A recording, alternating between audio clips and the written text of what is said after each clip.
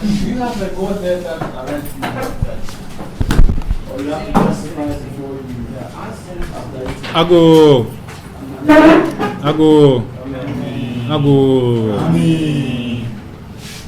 Nama mwaha.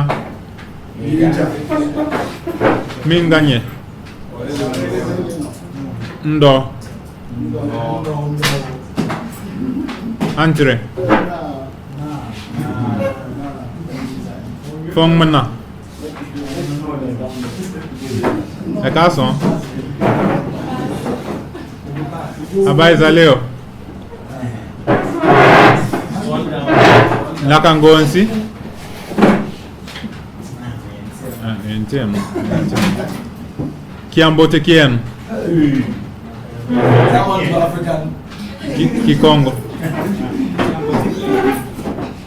From the core of Africa, Kikongo. Mungo home. So born. Bumela. Okay. Good afternoon. Okay. You know, since this is African studies, sometimes I feel like I should greet you all in some type of African language. But we've answered some. Yeah, we said some. Yeah. So, Very good. so you should have even added that good afternoon at all. You think it's okay if I leave it off? Yeah, just leave it, say, Minga, or Iluno, Machu, all of that one. It's okay. Nítorí náà bí mo bá kọ́ ìdánilẹ́kọ̀ọ́ yìí ní Yorùbá ṣó dá bẹ́ẹ̀. Mo rò pé ìbá dára àbá ìrònú jinlẹ̀. It would be much more fun if I could teach this entire course in Yoruba. I wish you could We're trying to make some headway on this to allow academic presentations in African languages in Africa. To think that is something that is even debatable. At the last School of Languages, well, actually the first School of Languages conference last year, I asked to present my paper in Chi, and they said that it would be a problem because they don't have translators for those who don't speak Chi. Anyway. I have a question. I remember you talked about how you say numbers in Europe. You said 20 is 2 tens, 40. Everything is multiples of 20. Of 20. So you start with 20, Okay. 40, 60, so those are your major numbers. Then the other numbers are what they are in relationship to the multiples of 20. Because, in Ghana we have 10. I'll start with 10. So you mark your Kome, because they Kome in your 10. Right. So you mark your Kome is 10 and 1, 10 and 2, Right. to 10 and 9, and then 20 is 2 tens. Yeah. Right. So I was thinking that it's the same kind of system. That's how most African languages work in terms of, the base 10 systems. So Akam works the same, other ones that are base 10. The difference with the Yorubas is base 20, right? We also invented the base 10 system. If you look up the Limbombo bones, the Ishango bones, all of these are based on base 10 prime numbers dating back some 30, 40,000 years, right? So we invented the base 10 system, but in addition to that, there are other types of systems that are out there, such as the base 20 system. So in Yoruba, if I want to say 40, I'm saying Ogoji, which is Ogun Meji, so 2 20s. If I want to say 60, Ogota is Ogun Meta, 3 20s. Now when you go to 50, the word for 50, Adota, which is 10 subtracted from 3 20s. So just to even say the number itself, you have to be doing these calculations. Right. Very good.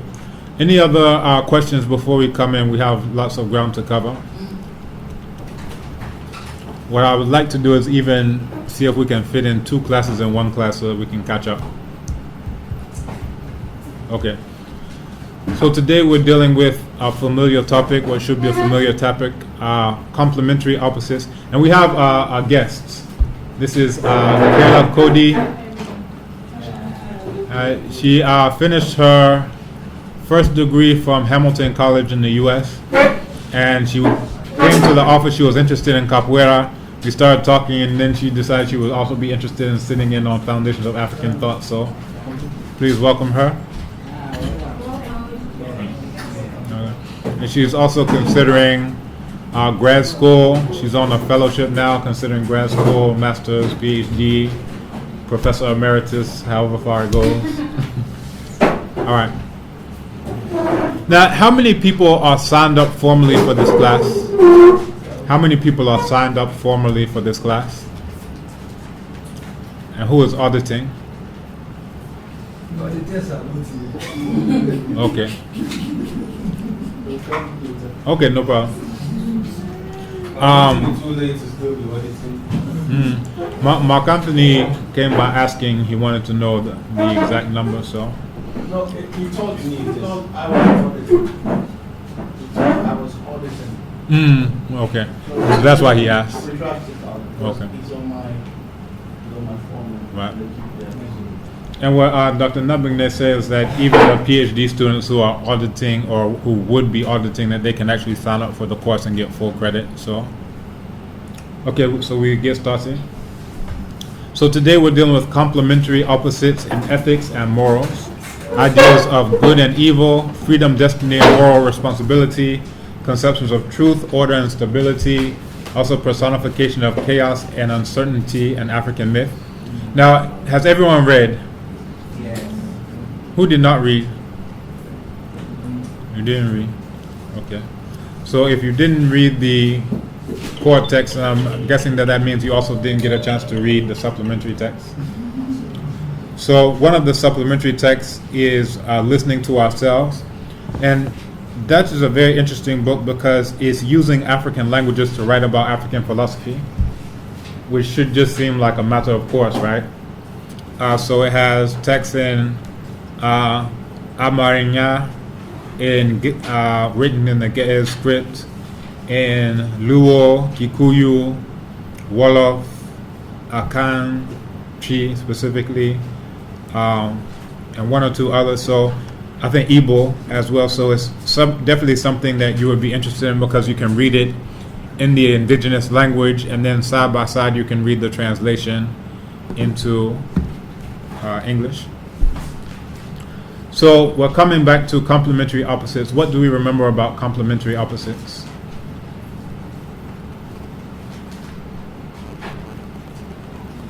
What is complementary? What is that? Complementary opposites gives notions of division things into good, bad, superior, inferior. Those are usually the complementary opposites. Is that complementary or is that diametric opposites? Is that complementary opposites you're mentioning, or is that diametric opposites? What I explained is diametric. Yeah.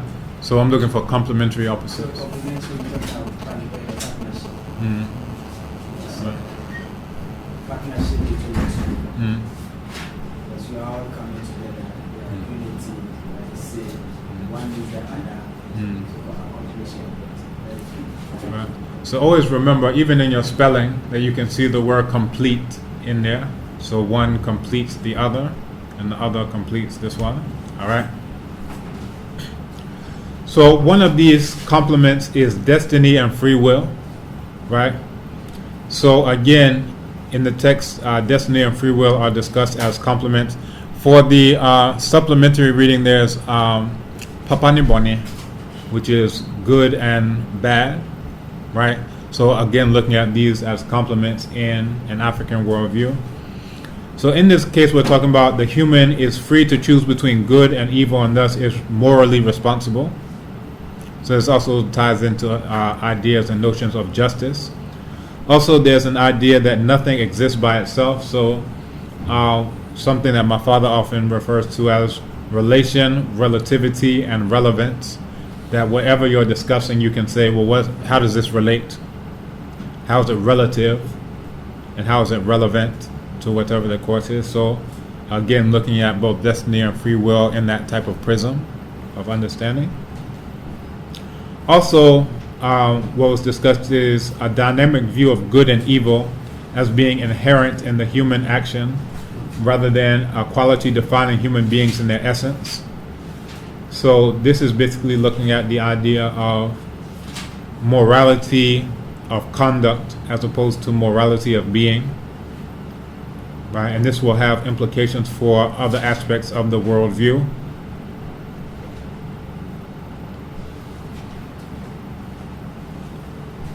And even the action, what did we say is even more fundamental than the notion of complementary opposites in the African worldview?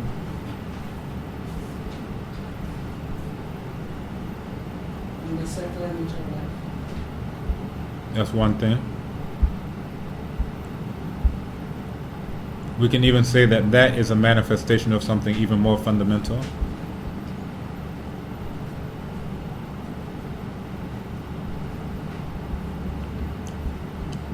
Are you all trying to say you weren't paying attention to me? Is that what you're saying? No, of course not.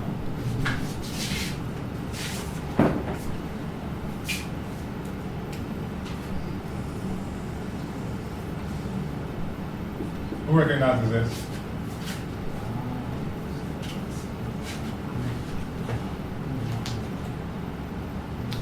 What is that?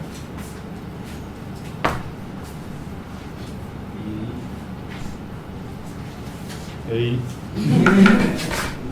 Correct?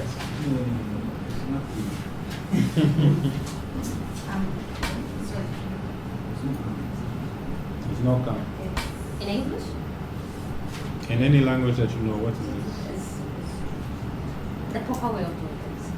The proper way of doing things, okay. Ma. There you go, ma'at. Right? So that's what we are talking about. And what are the core principles or virtues associated with ma'at? No. Truth, righteousness, justice. Truth, righteousness, justice.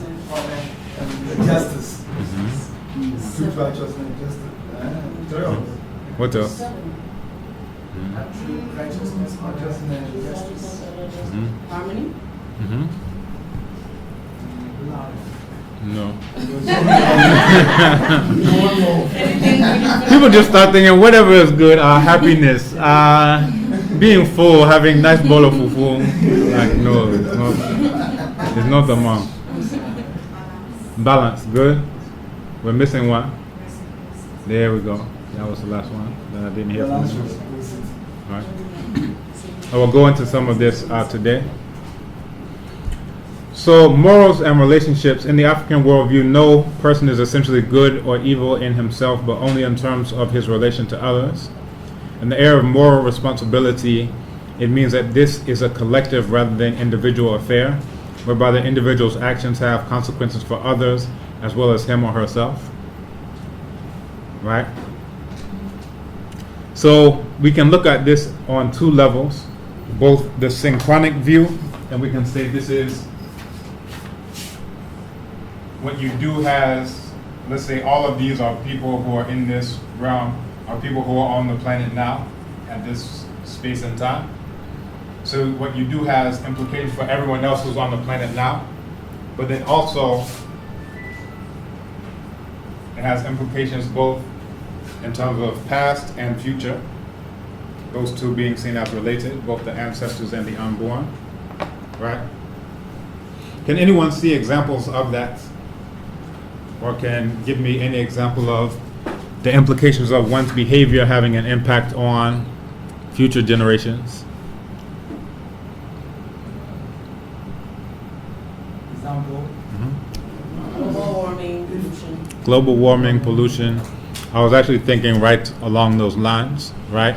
So you people, I think I mentioned last class that one of my former students sent me this thing about the Korle Lagoon, and if you look at it, you will just start crying, right? So these are people who are disconnected from these indigenous ideas, right? That what you do has implications for the future, right? So again, you can see it on a synchronic level. This is talking about the time that we're in right now, but then also on a diachronic level. It has ripples, implications throughout time. So here we talk about order and chaos as complements. So order and chaos are not necessarily associated with good and evil. And one thing that was mentioned was mythical accounts of the so-called trickster characters in African mythology. So one who was mentioned was Ogo. Who can tell me Ogo? Of the Dogon. Those who read. What did Ogo do?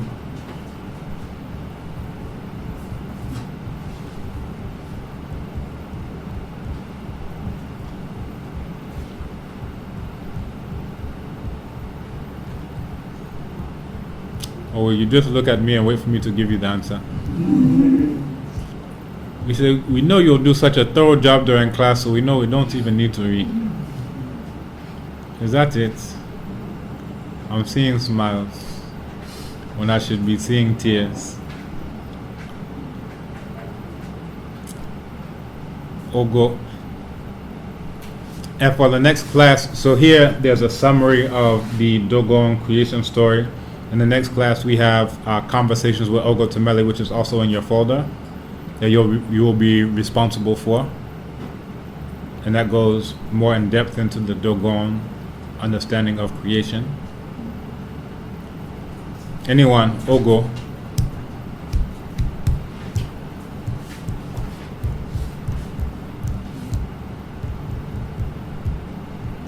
I feel we'll be here 3 hours for me waiting. No, that's Agema, and that's of the Yoruba.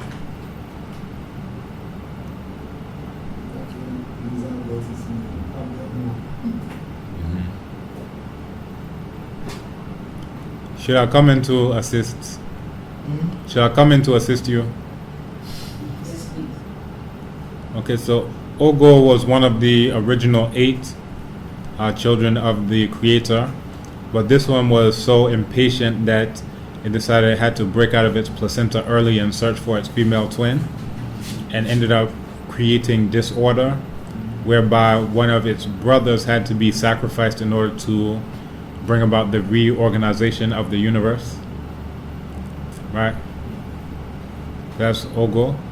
And at one point he committed an incestuous act with his mother, the earth, and by virtue of that, he ended up becoming the pale fox, Yurugu, who is also now has command of the word but can't use the word, and reveals things to diviners.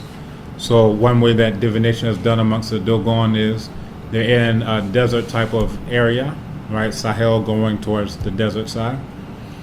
And they do divination by interpreting the tracks of this pale fox. So there's also a book called The Pale Fox that goes more in depth into this as well.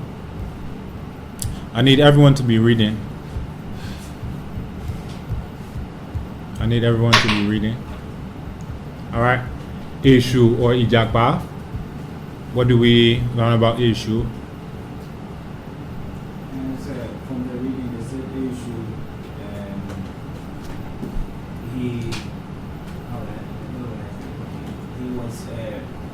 his wife presented with Zachariah soil. And Yes. then what he did was that he was so hungry that he devoured, his mother gave him fish, and he devoured the mother on top, eating all the fish. So the father, who was then also a diviner, consulted another diviner, and said they should offer some sacrifices. But then the issue guy, This guy. issue threatened to eat the father too if he should offer the sacrifice. So what happened was that the father, very angry, cut him into pieces and then distributed him over. Yes. So then they became individual issues across board. So now they said, after chasing these shards of latrites through the skies, Ifa pacified Ishu and then returned. So Ishu now returned the mother to make everything balanced. So the mother came back after she came back alive, showing the power to give or take Okay, very good. So that's very informed. Either you read ahead of time or you're reading as we go now. I will take it either way. Yeah, I read already. I only have to. Okay, no problem. All right, so yes, very good. So this is issue, right? Also, owner of the crossroads, decision making, all of these things. Ijakba is another trickster figure who is associated with what animal? Does anyone recall? Ijakba. Tortoise. Yes, very good. The tortoise. Also was mentioned. Go ahead. Did you have something else? Pardon? Did you have something else? No, he was saying something, so maybe he's ready to ask. Yeah, But you know, you said I didn't say chameleon, I said tortoise. you Tortoise did. and chameleons are different. I just said tortoise, so you should have just shut up. But you know, go ahead and answer. This is a sharing class. The first answer was correct. Tortoise. So, tortoise. Talk about it. tortoise is for the Yorubas, Mhm. but the Igbos have a tortoise thing too. Mm-hmm. Yeah. You'll find a lot of similarities there, and a lot of that comes from being close by, right? They have Legba amongst the Fon, Musawo amongst the Mende, Anansi amongst the Akan, Seth amongst Kemet. And there's an idea that chaos, again, is not seen as being inherently evil, and that even something good for the community may come out as a result of chaos, accident, chance. All of these things are associated with these. So chaos may inadvertently lead to enrichment and good fortune in the community is one of the core ideas. Mm-hmm. And so, that is where I have a problem. Yeah. Chaos is entirely not that bad. Mhm. Isn't that during major festivals, occasions, even during prayers, morning libations and all that, Mhm. individuals will pray against Mhm. chaos, against disorder, Mhm. against anything that will make the other world Mhm. their neighbor. That's a very good question. Anyone? I think that nobody intentionally asks for chaos, but even if chaos comes, something good can come out of it. That is the idea, not the fact that you should pray for chaos before something good comes. Mhm. But if chaos does come, something good can come out of it. So that's what I think. Did anyone see the documentary in Mali for the Black History Month Film Festival? Did anyone attend that last week?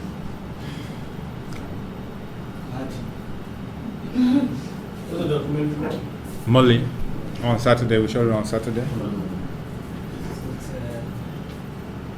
yes, money there. Let me call him the philanthropist office. Right. So how does his story relate perhaps to this idea of chaos or disorder or chance or accident? Okay, I guess ask me to narrate the story.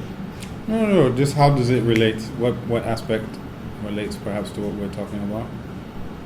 His life, the beginning was, let me say, pathetic and something you will associate with chaos because it's begun very tough life without parents and still young. But at the end, he became very rich. Very rich. The business prospered to international level. And later on, he decided to, after having that, because of his experience of hardship, he used to beg for food and other things just for survival. And he still see people living his past life. And something dramatic happened. His rich status, somebody came requested for money or just support. He refused. But later on decided that what he did wasn't the best. So he just gathered his lovely family around food table. He told them that he was not going to work for money. He's going to stop whatever businesses he had, and it was like a calling to now go into the streets and bring all those suffering to take care of. So he actually stopped that. So this is the point that I'm coming to. So he made a major change. Now you mentioned he had a traumatic experience, and the nature of the traumatic experience was, as you said, he saw some street guys who said, "Oh, he has a Mercedes-Benz." They say, "Oh, we'll watch your car for you. Just give us some small money." He refuses them, as you said, right? So when he refused them, he went along. They broke the window to his car, stole his car. So he's having this, all these feelings, emotions. He's, being reminded of his childhood. He said when he looked into their eyes, he saw himself, this type of person who would just hurt someone just as vengeance for how bad his life was, right? But because of that, he ended up driving outside, sat in his car almost to the border of Uganda, sat in his car for 4 hours and cried for 4 hours straight. And then eventually he said, "Just use me." And that's when he had an epiphany, this type of cathartic release and an epiphany, and it changed everything. He had a monopoly on oil and gas in Western Kenya. That's money.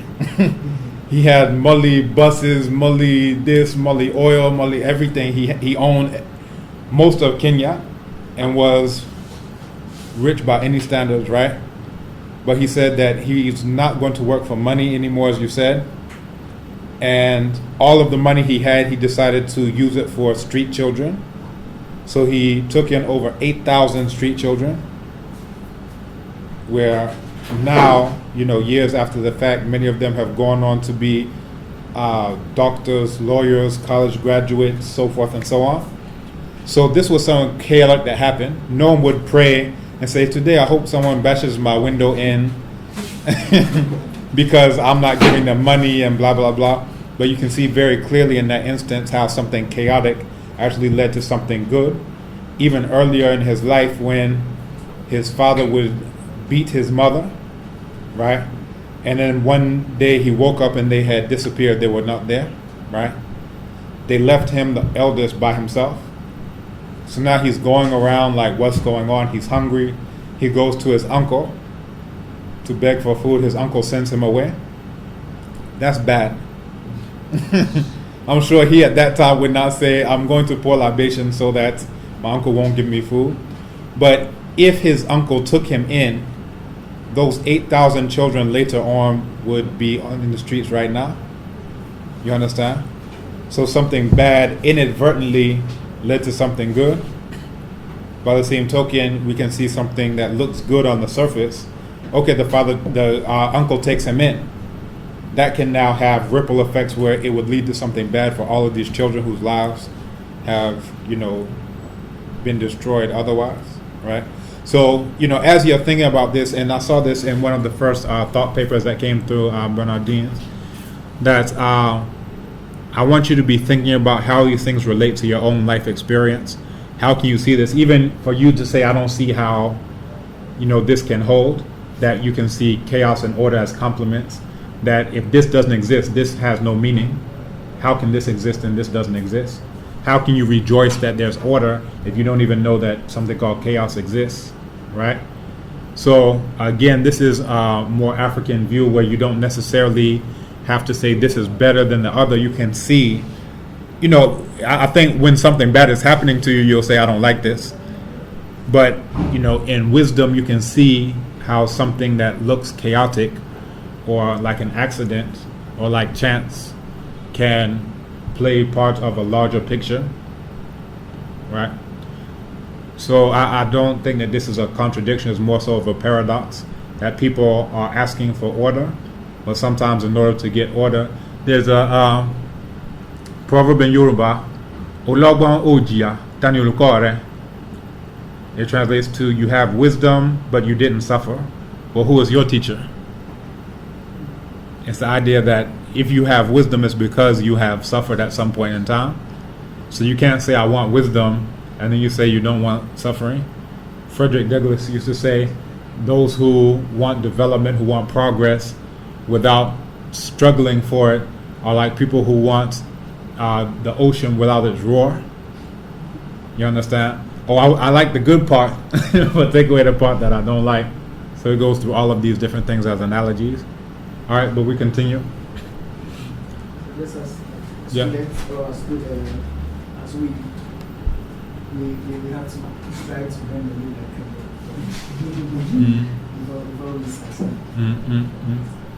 Yeah, and it's I think that there's yeah. the position is that out of chaos comes order. Right. The philosophical premise for this complementary or correspondence argument in the sense that everything goes through a form of chaos.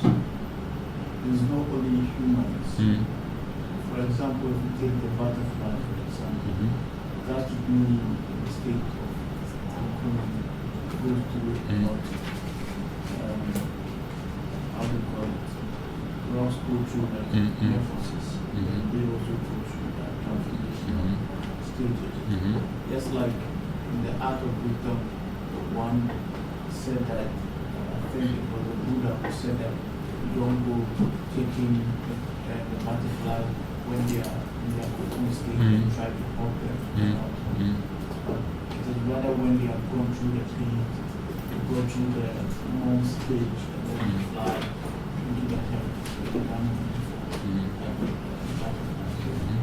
You have to go through some. In other words, there must be some kind of inner evolution, involvement in your soul, within you, because you are not only outside, you are within, as we learn from Yeah, so this is very good, and we've seen this in the creation stories as well. This idea of Nun as the primordial waters that has all possibility inside of it, right? But it's a very chaotic principle, but from that comes order. So it's very clear to see where Greeks got the concept, Romans got the concept, order, archeo, whatever. They went to Kemet, they studied this, and now they're coming out with this like, oh, this is what it is. But again, you know, we always want to look at the foundations of not only African thought, but all human thought can be found in these same places. So yes, so free will and destiny are seen as complements, whereas free will would represent that chance, perhaps a chaotic principle, a disorderly principle, perhaps.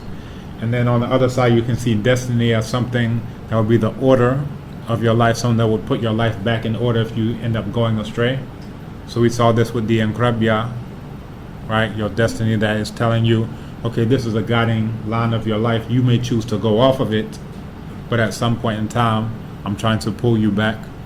The chaotic principle may assert itself and stray from life's destined path, and at the same time, it may bring about accidents that bring up epiphanies, where you realize, you know what, I'm not doing the right thing, like in the case of Mully, right, where you realize I'm not doing the right thing, let me now do the correct thing.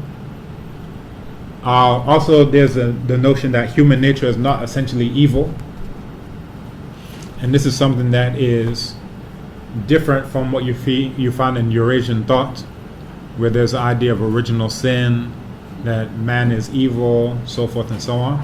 But I would tell you that if I was in Eurasia, I may think the same thing.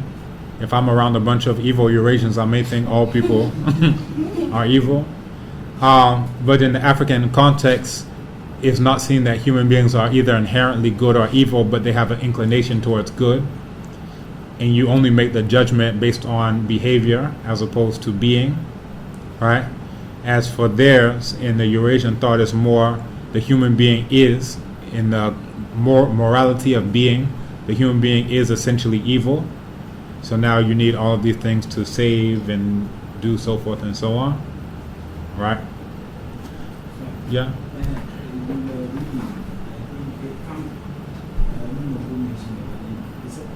In African worldview, don't hate the being, Mhm. the actions Mhm. of the individual. Mhm. But then, if we are looking at African worldview, Mhm. your thoughts and your actions become a part of you. Mhm. So, if we are not to hate the being, but to hate the actions, Mhm. what then are we doing? It's a good question. I think that when you have repeated actions that in various African languages, you have the same word or similar words for to be and to do. So in Akan, for example, yeah, you say me yeah udunsini, wo yeah, but then you can use that same word yeah as me yeah ejuma, right? If you look at Yoruba, you have the word she, which is to do. So you can say, Inki she uluko, like I not do a teacher, to say I'm not a teacher, right? So you have or I could say mushi ishe, that I do work. That there is, again, not a, these are not seen as opposing forces, that to do and to be are not seen as being different in various African cultures, that what you say you do is eventually what you will become. And Yoruba, there's a proverb, Iwaoma, Lusomo Luruko, which is to say the character of a child is what gives a child a name, right? So you say someone who, I can't. Didn't know what I'm saying. Nidin and Homam say, you say the same thing. The name and the body resemble each other, right? So you find this again in various African cultures, this concept, right? So coming back to this idea of whether it's either you hate the behavior or you hate the being, that for many it's a blurry line between to say this is action, this is behavior. Again, to come back to the proverb that the character of a child is what gives the child a name. So for example, if you are here, just for example, and this laptop goes missing, you're the only one in the room, we come in, we say, where's the laptop? Then you come next day, this laptop is missing, you're the only one in the room, you're the laptop caretaker. But eventually your character would end up giving you a name, Uli, thief. Right? Or Akikonju, someone who is very, hardworking, and, whatever your behavior is what people would start to refer to you as. So again, it's not a diametric opposite, that sometimes is seen as these two are complements as well, action and behavior, right? Again, not everything can boil down to a simple either or, where you have a sharp dividing line and it's either action or it's behavior, that at some point in time, especially when you look at African languages. And again, this is our primary resources, looking in the language, what do the languages say, what are the proverbs, what does the word itself mean that we use in our everyday parlance. And I think that helps to shed more black on what we're talking about, more light to make us more black. Okay, again, there's a freedom to choose between right and wrong. Also, the human being is seen as being morally responsible, and free will and destiny are seen as complementary aspects of the whole, both necessary for life, both necessary to give life itself meaning. And this is seen as parallel or analogous to human justice and cosmic justice, right? And we'll come back to this concept as well with some examples from primary source texts. Should I stand up and move around and be clapping my hands to make sure everyone stays engaged? Is it okay? Put on my pastor hats, start singing songs, and then at the end of class you give me money. Alright.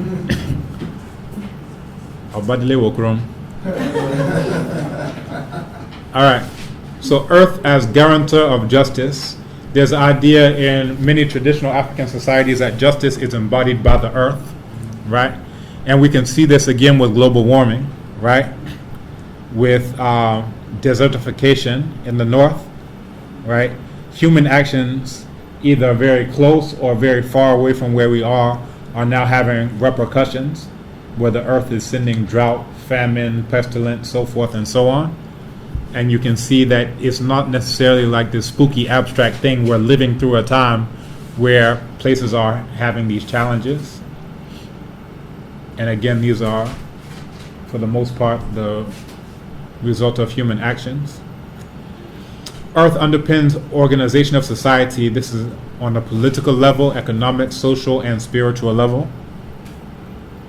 When the earth as guarantor of justice, I was thinking of it more as, for example, someone commits a crime and the person is just walking by, and maybe the person is struck down, or by lightning, or snake bites the person. Is that also Yeah, for many African groups, that those things are seen as retribution, either for something that you did in this lifetime or something that you did in a past lifetime.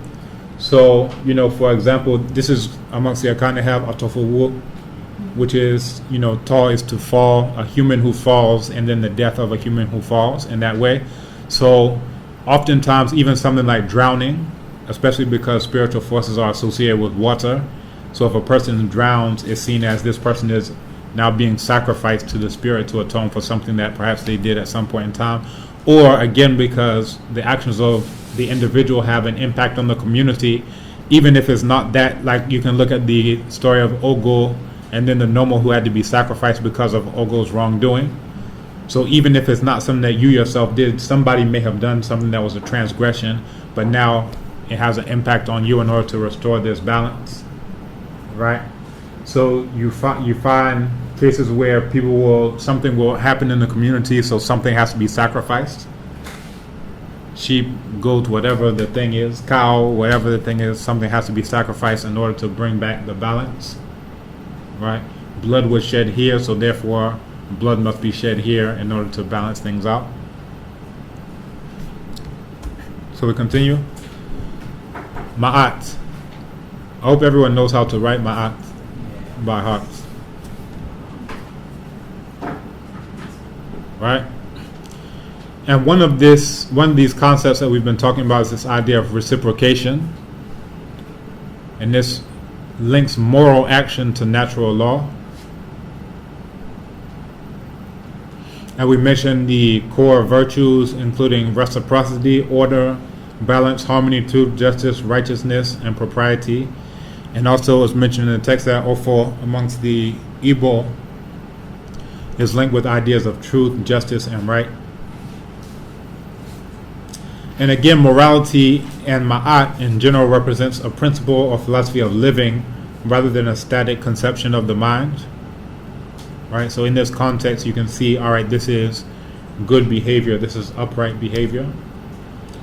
And the same principle of reciprocity was found in traditional Africa in the ideas of cosmic and human justice.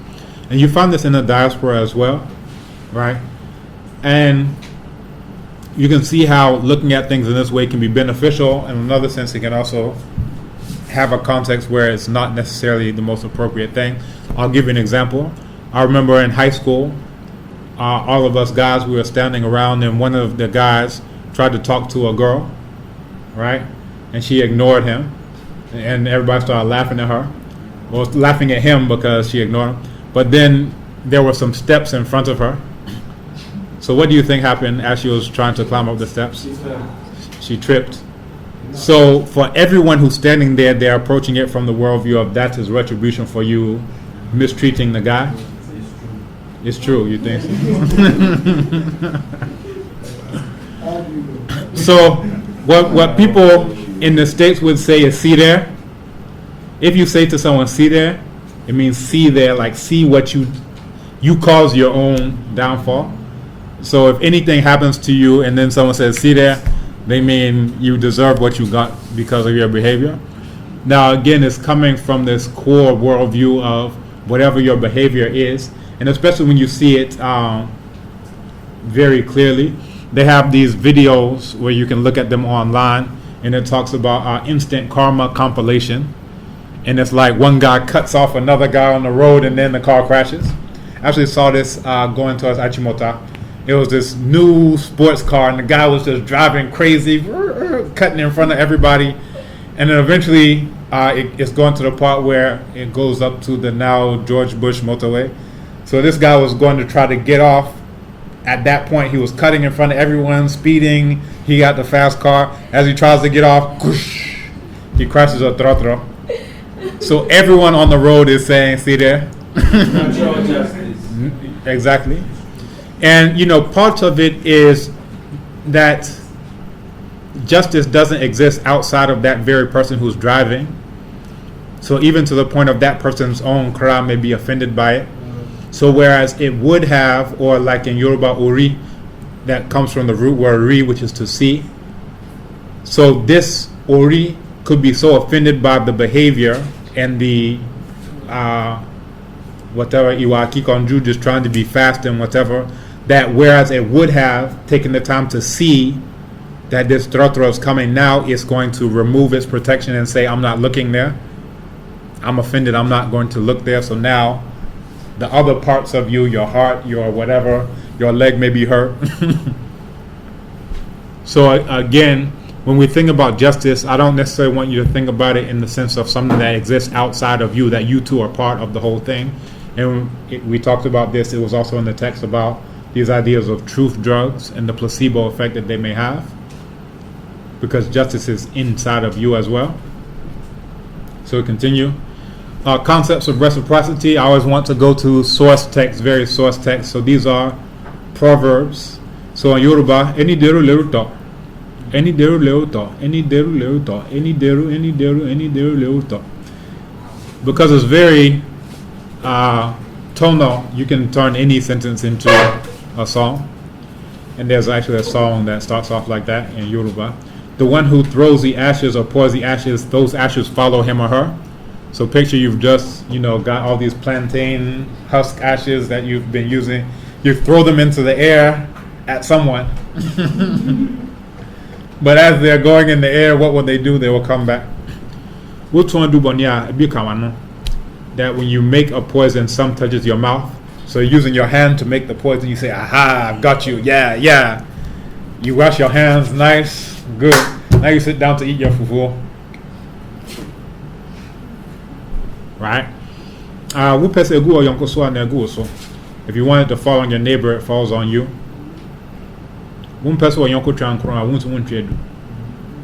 All of these are saying the exact same thing in just different forms. Mchimba kisima huingia mwenyewe, who digs a pit falls into it himself. Right? Mcheza na tope humrukia, mud splashes the one who plays with it. Right? Again, this idea of what you have done, it will come back. So whatever a person does, whether good or bad, returns to him or her in some way. And again, the person themselves is seen as being part of this entire process. So what about the baby who doesn't make the mother sleep, also doesn't sleep? Yeah, very good. So again, it's the same thing, same idea. That's in Ghana as well. Yeah. I know it from my country. And then we have. Say it again. Oblinyako.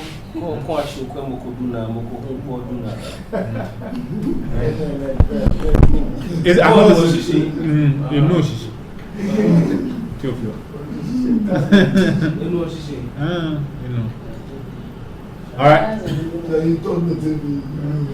Maybe like a bell no No, Blinyako means that if you bend down to look at somebody's backside, somebody will also be looking at your backside. This is the one from last week too. Now, this exact same proverb. What is Duna? I don't know.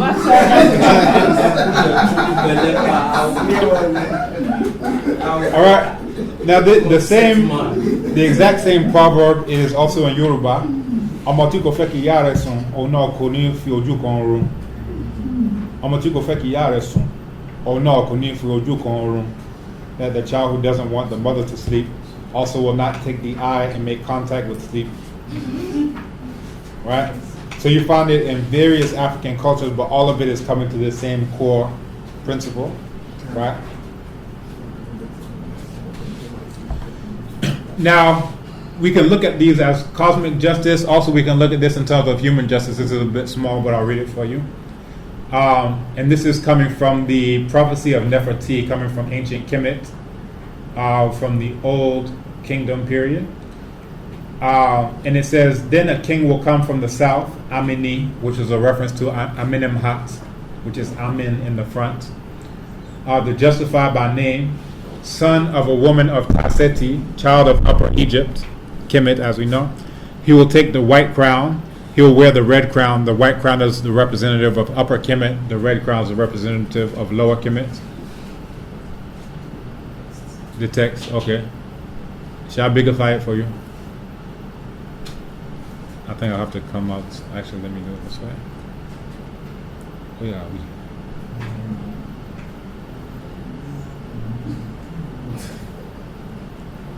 That's how it's supposed to be. Is it okay? Oh, you can't see it. You can't see it. I'll come out of the slideshow and come back to it.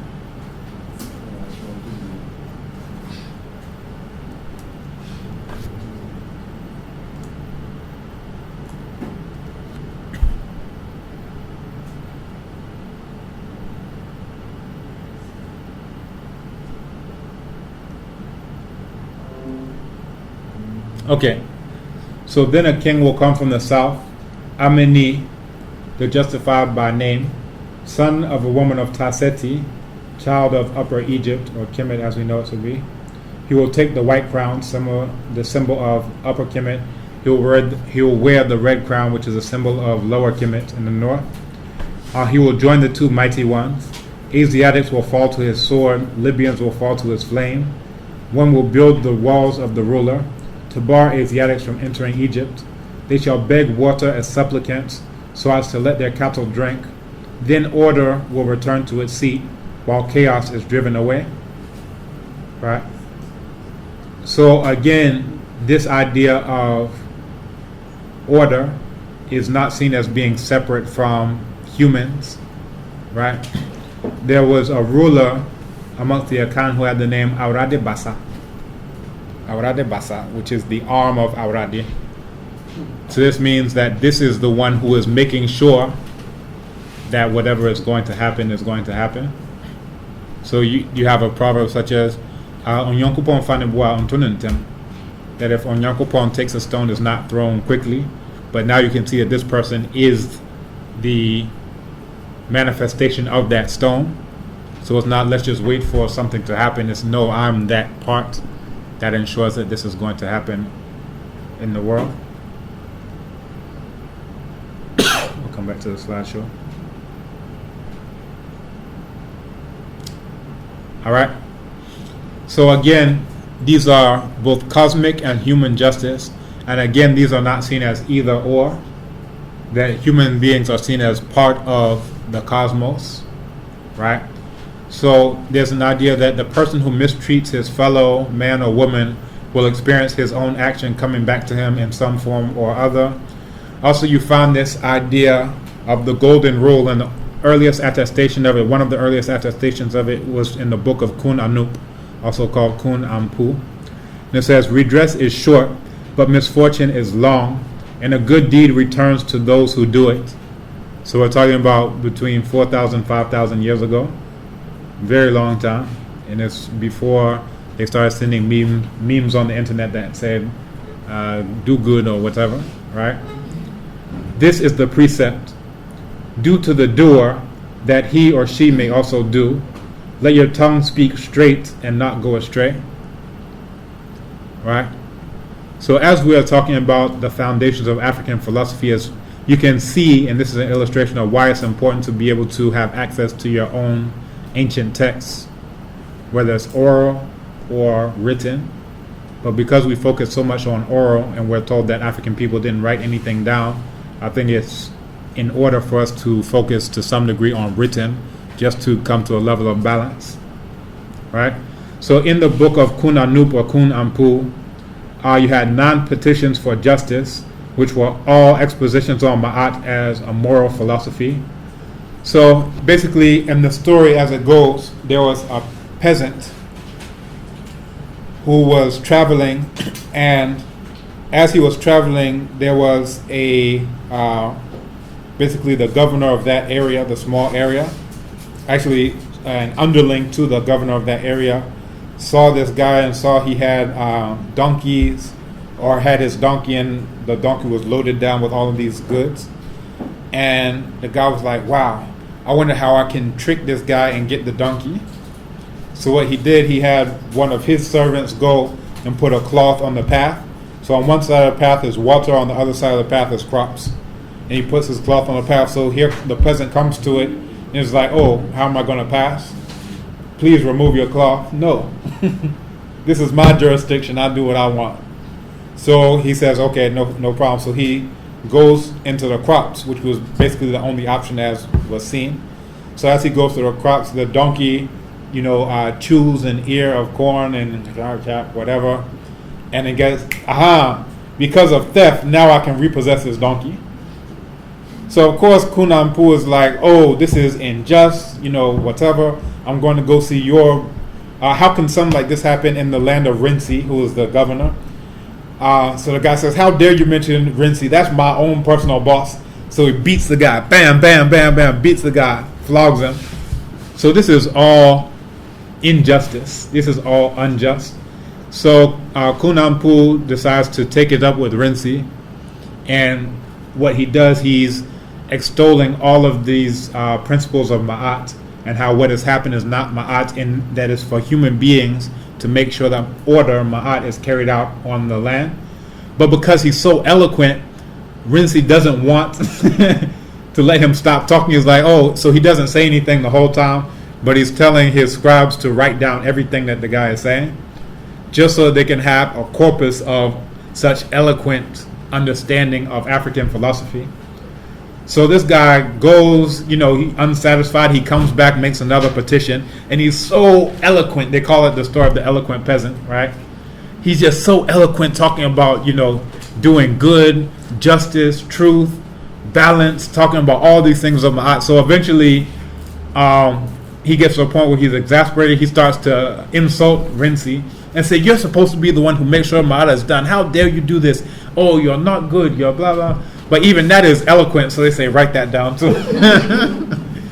So after 9 petitions, eventually, goes to the Nesu, the ruler there, and he makes sure that bully who tricked him out of his donkey and his property, that all of that guy's land is now going to go to Kunampu, and that guy is going to be made a peasant, right? So eventually justice and order is done, but only after we got a chance to hear some very eloquent phrases that have come down throughout the thousands of years to our eyes and ears now, right? So again, you find this in the text. So key concepts are: one type of thought, word, or deed attracts its likeness. And again, you can find these in texts going back 4,000, 5,000 years, right? But now they will put it on a video and put it on WhatsApp, and you'll say, oh, it's the secrets. Oh, it's the law of attraction, and it's some new age thing to you, right? But again, this comes back to core ideas of reciprocity that Africans have known and understood throughout the ages. Wouldn't it be also the idea of the law of karma? Karma is the India manifestation. So we have this parallel right. worldview based on the same. Yeah, so this is the thing, that the indigenous people of India were also African people, known as the Black Dravidians. They established the civilization there. And in ancient times, it was seen that Ethiopia, they called every land that black people had Ethiopia. So they said Ethiopia has 2 parts. You have this part on the west and then this part on the east, but they were both seen as being mutual. Now, after the so-called Aryan invasion, these are the Europeans, by which they reconstruct Indo-European when they see Sanskrit as being related to all these Germanic and other languages, that you had an invasion. So now these ideas of reciprocity now became tools of repression, where they would say, we are oppressing you because of something you did in the past. So then it becomes a self-fulfilling prophecy, to the point where even, you can look up the news a week ago, oh, this Dalit untouchable woman, her shadow touched the shadow of one of the Brahma or whatever, so they burned her alive. Or this guy asked for the wages he was due for 6 months, and because he asked, they burned him alive. And again, you know, they're taking this original African idea and spinning it in such a way that now it's being used against African people. So karma, as it comes to us, is coming through the Hindi lens, where you have these castes that are set up, and you're born into whatever the caste is, where the black people, the darkest people are at the bottom, and the lightest people are the ones you see in these Bollywood films and whatever. But you'll see people who are darker than everyone in this classroom put together in India, right? And you have the the Dalit Panthers, which are modeled on the Black Panthers. They have a very much of an African consciousness there, and see themselves as being part of the African world.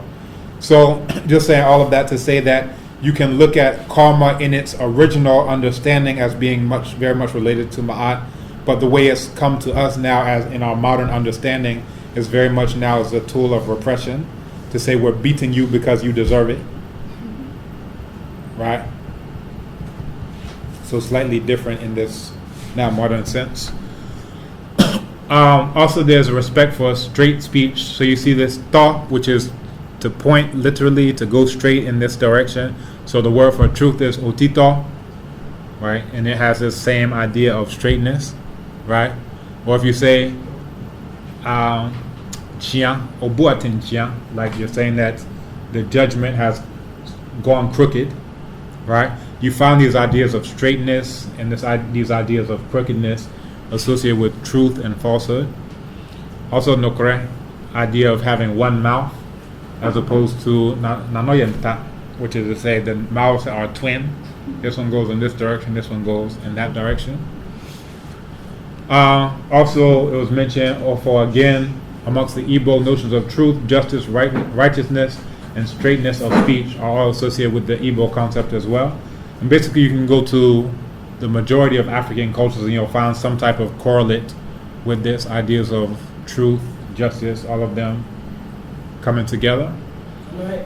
I would say, you know, the Sebe chief right now is called Ni Otinto. Otinto. And Otinto is possibly Sabla is like a Monica or something. Yeah, you know, so, you know, hearing this word, that it's possible that the Otinto qualifies him as a man of truth and straight. It's possible. Yeah. Is the team part similar to like Tintin, like straightness? O-T-I-N-T-O. I'm trying to see the team part. What is, or can you break it down? Do you understand how it breaks down? No. Okay. But I mean, this is something that is worth looking into. So these are the things. We don't want to stop at the place where this looks alike and this looks alike. We want to actually go into it, go to elders, go to older sources, go to dictionaries, whatever, and try to prove the hypothesis true, just like any scientist, right? Sometimes we can even say, you know, it's easier, let's just do a folk etymology and stay there in the school. But, you know, as scientists, we want to test these out and see, are they? Okay.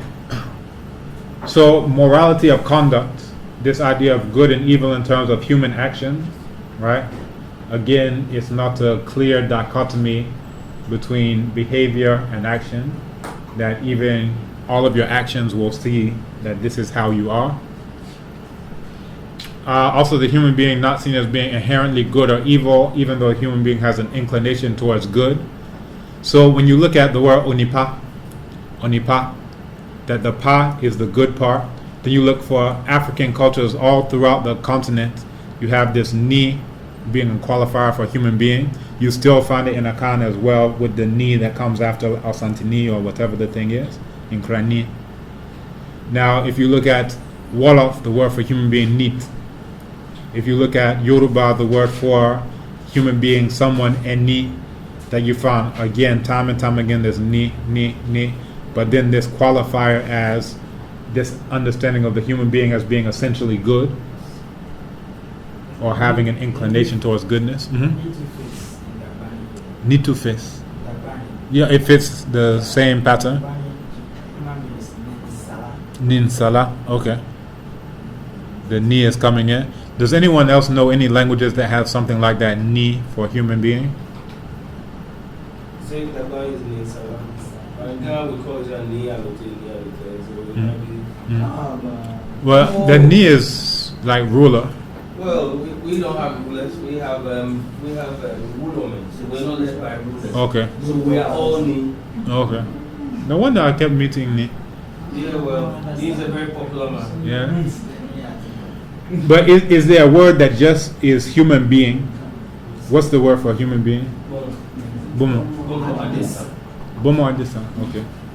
Chini. Mokoni. Mokoni.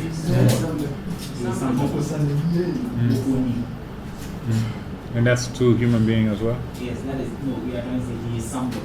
Okay. So that is the meaning. Mokoni. Okay. Oh, Juloni.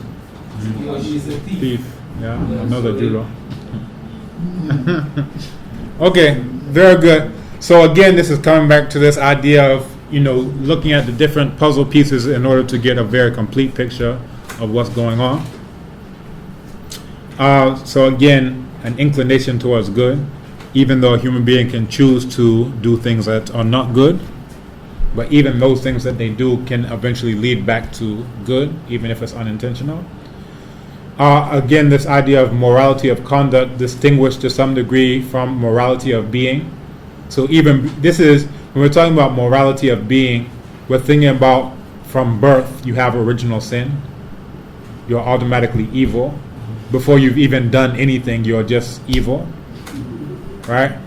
And again, this is not consistent with African concepts of the human being.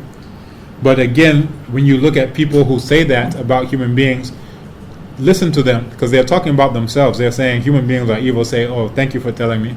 Then you lock your door, close it, you say, keep them out. Alright? Amongst the Azande, as well as mentioned in the text, supernatural powers are not equated with evil. The person must be shown to have employed these powers in some malicious way. So it's not the thing now where, oh, this is by four, therefore they're bad. No, you have by pan, by bonnet. I think we discussed this previously. And it's the behavior that determines what is being used for. And again, some of these things are seen as something like a knife, right? That the knife can be used to chop fruits to sustain, or the exact same knife can be used to chop throats, right? I was actually thinking about a similar thing. Last week, my son, Kweku, he had malaria. So what we do, we go and get leaves of abode and ashoka, and we do it as a tea, and then also we have him bathe with it. And we always do this, so by the next day he's fine. But as I was bathing him, I was thinking about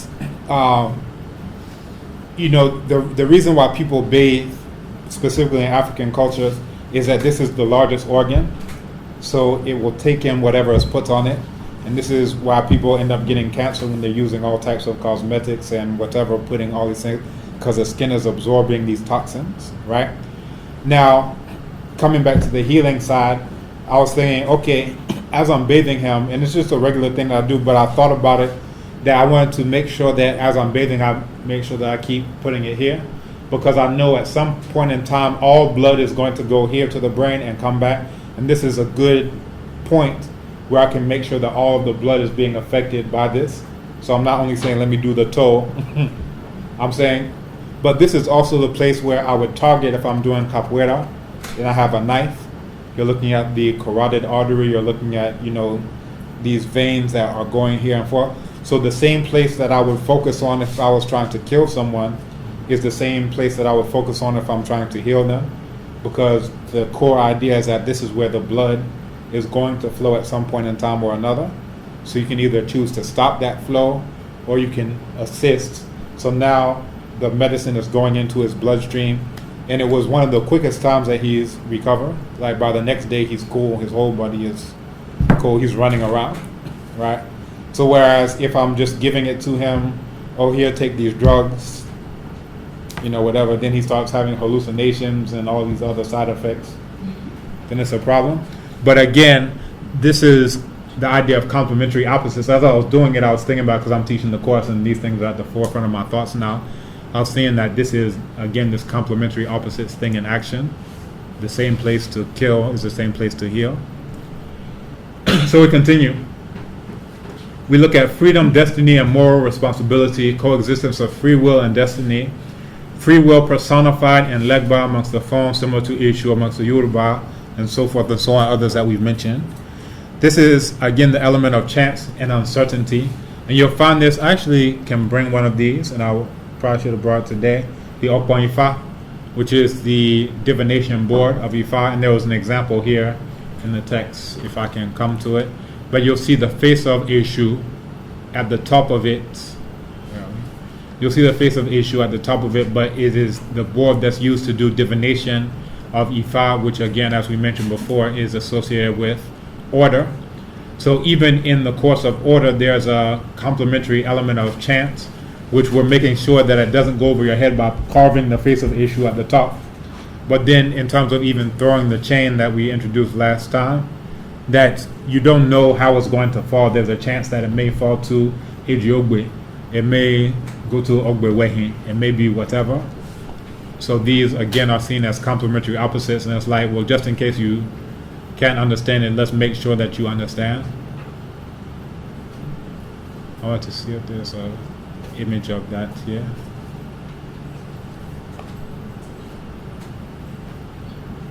Has anyone ever seen the Ifa divination board? Here, okay, here we go. So this is the Ifa divination board, and I'll pass this around, but you can see the face of Eshu, and then Ifa is in the center. So Eshu representing this chaos or disorder, and then again in these fours, the crossroads here. But then this is the place of order, representing Ifa. And in the story that we mentioned earlier that you explained for us, you see this complementary opposites of Ifa and the son Eshu. Eshu doing things that are disorderly, Ifa trying to restore the order. The two being completing the other. So again, element of chance and uncertainty, and there's an idea of destiny as the guiding line of one's life. So in this, one is not debarred from freedom. So when we say this is a line of life, it's like this line you see right here in the classroom, right? So I say walk on this line. Now it's not like a tightrope where if you go off of it, you're dead. At the same time, it's not like, okay, here's a fence on this side, here's a fence on this side, and you can't do anything. That this is a line, and gradually it's being revealed to you in front of you, oh, there's more line in front of here. And also it comes back to this idea that even this isn't probably the best example. Let me give you another example. We were talking about life's path.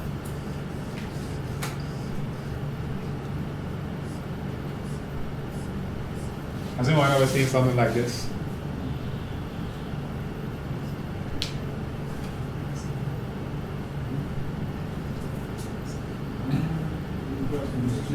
It's the Adinkra symbol. Okay, which one?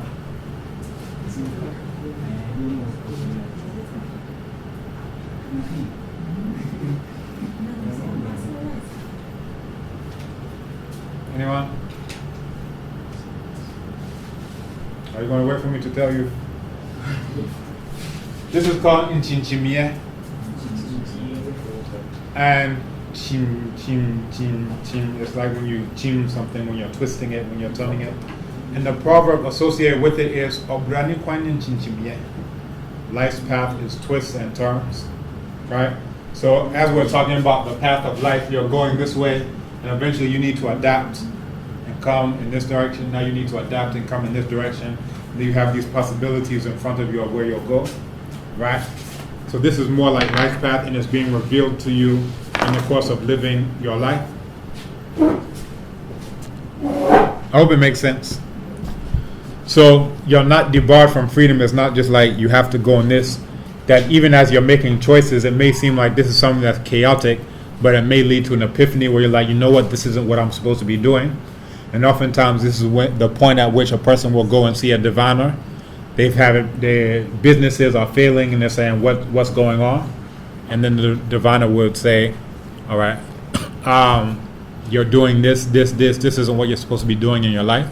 This isn't part of what your destiny is. You're supposed to be perhaps called in to become a traditional diviner and healer, right? Again, you find this in the Igbo proverb Onyekwe Chiakwe. And I'm not sure what the tones are on this because I don't speak Igbo, but I think that's a fair rendering. If you are persistent, your chi or destiny will go along with you. Right? So your chi may be saying, this isn't what you're supposed to be doing. You're insisting, I'll do it anyway. Your chi will like, okay. You will learn. You will learn yourself one way or another. So go ahead. And again, amongst the Talensi, freedom and destiny are seen as dynamically coexisting. Right? Mm-hmm. This is a question about the chi. Yeah. Because, in reading Joys of Marriage, Mm-hmm. the chi seemed to be like you carved it and you kind of worshipped it and stuff. And it was like for the lady in the book, the chi chose her. Mm-hmm. I'm a bit confused Mm-hmm. about the chi and the destiny. Right. So this is the thing. The chi isn't a physical thing, but is what you're thinking about is like an externalization of something that is a part of you, right? So in the same way that you can look at the stool as being an externalized representation of your own kra, which is why when you die they'll blacken the stool and whatever, and they'll pour libations on the thing. And this is where you're seated, like in a traditional society. This is where you will be seated all the time. So it's seen like just as this is the seat of me, this is now the seat of me, and so forth and so on. So, in terms of the carving itself is not the chi, but it's seen as this is the receptacle in which the chi is gone. And it's again seen as parallel to the kra, that, your kra has chosen a destiny ahead of time, right? And all of the other parts are now assembled in order to assist the kra in fulfilling its engrabia. So the kra is like, okay, now I'll need some honam, I'll need some body, I'll need some akuma, I'll need some adjini, I'll need this, I'll need that. Okay, good. Now we've assembled it all together. Go out, right? So it's analogous to what you find in the Akan context as well.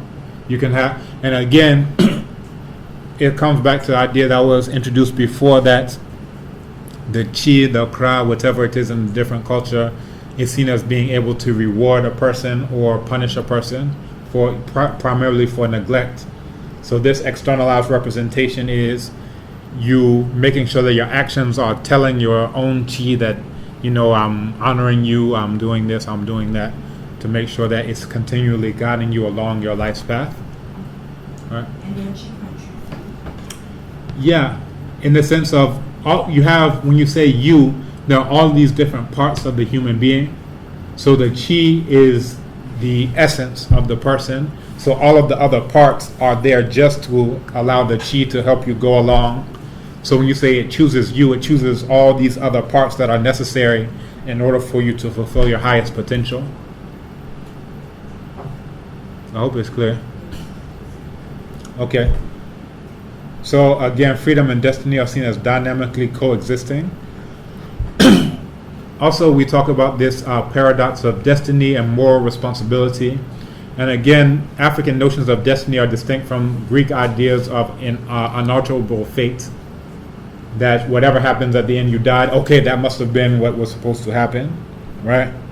Sometimes these things may be seen as autoirenchum, like some type of accident, or quanxia, or all of these types of things, right?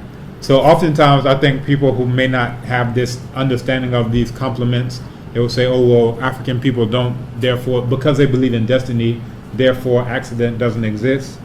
But again, it's not seen as these things are mutually exclusive to each other, but something that may not have been necessarily seen as being part of your life's path, that it could lead a person back towards their life's path. Or if it cuts your life off prematurely, it could be seen that this person will reincarnate to try to fulfill their destiny again. If they do well, then they don't die the same way. They are able to fulfill the highest potential.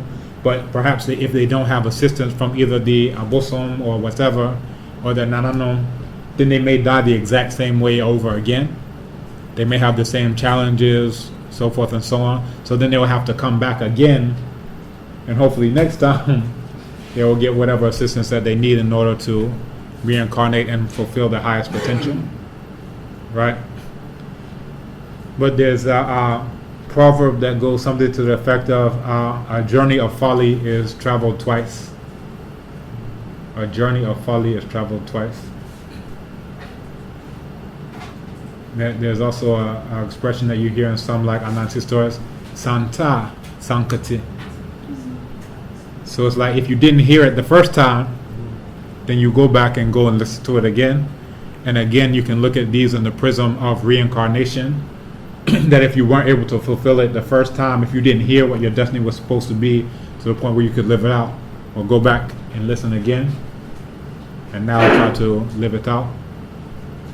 So this idea of destiny and free will coexisting, it leaves room for moral responsibility and also punishment, either from humans who are fulfilling cosmic justice or outside otherwise. The destiny is unknown to a person, but is part of the subconscious that can be tapped. And you can find this in the concept of Tibois, which is the animal inside of the head, literally, but it's the conscience of a person.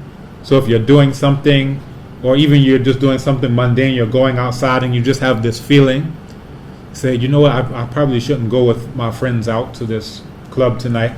You know what, I'm going to stay home. I just feel like I shouldn't go out, right? That this is part of your subconscious that's somehow telling you, don't go and do this thing. I gave you an example of myself last week that my father just showed up and said, okay, you're not going to go. So I said, dang. But, you can see this as, both internally, these checks and balances, and then externally, friends and family, this being a dynamic web of interrelationships, right? And sometimes, you'll have a part of you that's telling yourself, I shouldn't buy this car, or I shouldn't do this, or I should do this. And then something bad happens, you say, I should have listened to my first mind. I should have did what I knew. And again, this may be understood as this part of you, this part of your subconscious that's telling you this isn't part of your destiny. You insist on going. You're able to do it because of your free will, and it allows you to do it. And now you've learned the lesson from doing it. It's like, and you could think that this Tibois, this crowd, whatever, could be very haughty and say, I told you. Usually it doesn't do that. But it could be like, didn't I tell you not to buy that car? It's a lemon. It broke down after 1 week. Now you can't do anything with it. All right, so there's this idea of an innate knowledge of destiny which unfolds in the course of the person confronting life and coming to know oneself. Also through traumatic experiences. So we may look at this traumatic experience and we'll be crying and say, oh, it's so bad, blah, blah, blah. But in the course of that, it could lead to, again, an epiphany, like in Mully, where the guy's like crying for hours and then says, you know what? I'm selling off all my companies. With the $1 billion that I get, I'm just giving it to children. I'm finding children on the street. I'm going to take them in. I'm going to teach them how to do karate and solar and agriculture and blah, blah. All these people's lives are changed because of something that led you to be crying for hours and hours. Now, let's say that's what he's doing now as part of his destiny. He could have been crying for hours and then took out a gun and say, I'm ending it. Again, this is a permanent solution to a temporary problem, because at the end, some of these things may just be there to assist you in realizing what your destiny is. That you're not just supposed to be amassing money to go to New York and Dubai and whatever, right? So in Krabia no yinehoi dipefin wa abrabum, that the destiny reveals itself clearly in the course of one's life, right? So you don't necessarily know what your destiny is. You can go to diviners and they can tell you these are the possibilities. If you do this, if you make a sacrifice, this will go well for you. If you neglect to do the sacrifice, well then it's up to you. But they're telling you that this is now being revealed to you. Or you can say, I don't want to go to a diviner, I don't want to go to a healer, let me just see. And in these, because of bumping my head on this wall, it's like you're kind of blindfolded and you're walking around the room. So you trip on the chair here. Then you realize, okay, there's a chair on this side to my right. So now I know don't walk over to my right. You keep going, you hit the desk, you say, okay, now I know there's a chair there, there's a desk here. So, in the course of just trial and error, you can also learn where everything is in life, and you've gotten the first-hand wisdom that way. But also because all of these things are put here for you to realize your destiny. The Albosom are here to assist in that. The Moti are there to assist in that, so forth and so on. So again, destiny and complementarity. Destiny is hidden but determinative. It's controllable yet uncontrollable to the extent that's revealed to the individual and accepted. So you can go to the divine and say, if you do this, it may cause this. And you can say, okay, I'll either accept that I should make this sacrifice or I don't accept it. And Ifa, the Essa Ifa, are replete with all of these types of stories where whenever you throw the divining chain, one of these poems that comes up is telling you of the last time a person saw this Odu come up and what they decided to do. They said, I'm going to make the sacrifice, or they say, I'm not going to make the sacrifice, and then you find out what happened to them. So you can decide to either follow in their path and make the sacrifice, or follow in the path and perhaps they didn't make the sacrifice and whatever happens to them. Now usually in the Odu Ifa, the people who don't make sacrifices, you will hear about them suffering and dying and drowning and their heads being chopped off. So it's very good propaganda. It's pro-Ifa propaganda. Make your sacrifice. All right. So the part of the person is chosen before birth. And again, this is coming back to the question of the chi choosing the person. So again, this is the part of the person that's chosen before birth, and that is the part that also chooses what the destiny is going to be. For different cultures, they say you also choose your manner in which you will come. You also choose your time of death, all of these things. So again, looking at different cultures, they find different ways of expressing this. Again, gradually disclosed to the individual in the course of living one's life. Traumatic situations may be crucial to such revelation. Bonina Papa Frumuba, we just say that goodness may come from the inside of badness. So you have Bonnet, and from this whole thing of Bonnet, that Papa can come from inside of it. And this has been the ongoing thing that we've been talking about. And again, I actually put this into a slide, the Mully documentary. And I actually have the documentary for anyone who would want to see it. Probably one of the best films from the entire film festival. And the guy kept telling us, yeah, this is one of the best ones. We were like, oh, okay, whatever. We saw it, and we were at the end of it, everybody was like, wow. If that doesn't inspire you, nothing will inspire you. Nothing. I'll just leave you to the side. So several things happened that you may look at as being bad. So he was abandoned. That's bad. A child being abandoned, nothing to eat, he's starving. That's bad. Uncle refusal to take care of him. That's bad. Refusals to give change to the street boys who are in the exact same position that he was in. That's bad. But from all of those bad things, if that first abandonment wouldn't have happened, all of those 8,000 children would be on the street dead. Right? If the uncle didn't refuse to care for him and say, you know what, I will take you in, then he stays in his village. He never comes to Eldoret. He never has all these other experiences. So you may see it as, oh, if the uncle took him in, that would be good. But again, we have to look at good on the smaller scale or on the larger scale. That smaller good may have had an impact on the ripple effect in the greater good perhaps not being accomplished. Right? Not telling you to abandon your children and don't take care of them. That's not what I'm saying. You'll go back and say to your wife, oh, and the teacher says, this boy, he may do great things in the future, so I'm away. All right? And this comes back to the idea of kinenga, of balance, right? So the scales of Ma'at, you saw that in the papyrus of Ani. This idea in Kikongo, they call it kinenga, the state of balance. And this is seen amongst the Bakongo as being the ideal state of being. Not doing good excessively. Doing more and more good excessively is not seen as being good, it's seen as throwing things out of balance. Doing excessive bad is also not seen as bad per se, except in the sense that it's throwing things out of this balance. right?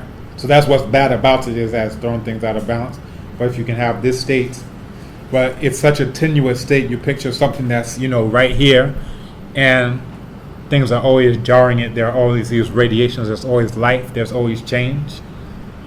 So to get to this state where it's going to be now static, this isn't what happens. It's a very dynamic process of trying to restore balance. So when you see rituals, yearly rituals, those rituals are there to try to restore balance. We talked about when someone is possessed and both of their shoulders are touched. Again, this is to restore balance to the individual. So again, there's a balance between collective and individual identity. Umuntu ngumuntu ngabantu. Let's say that together. Umuntu ngumuntu ngabantu.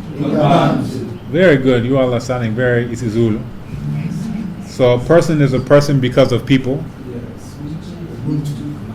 Ubuntu. Exactly. And again, we can look at this in terms of a diachronic understanding, past and future. Also in terms of a synchronic understanding. The example that we gave last time was ancestors as progenitors.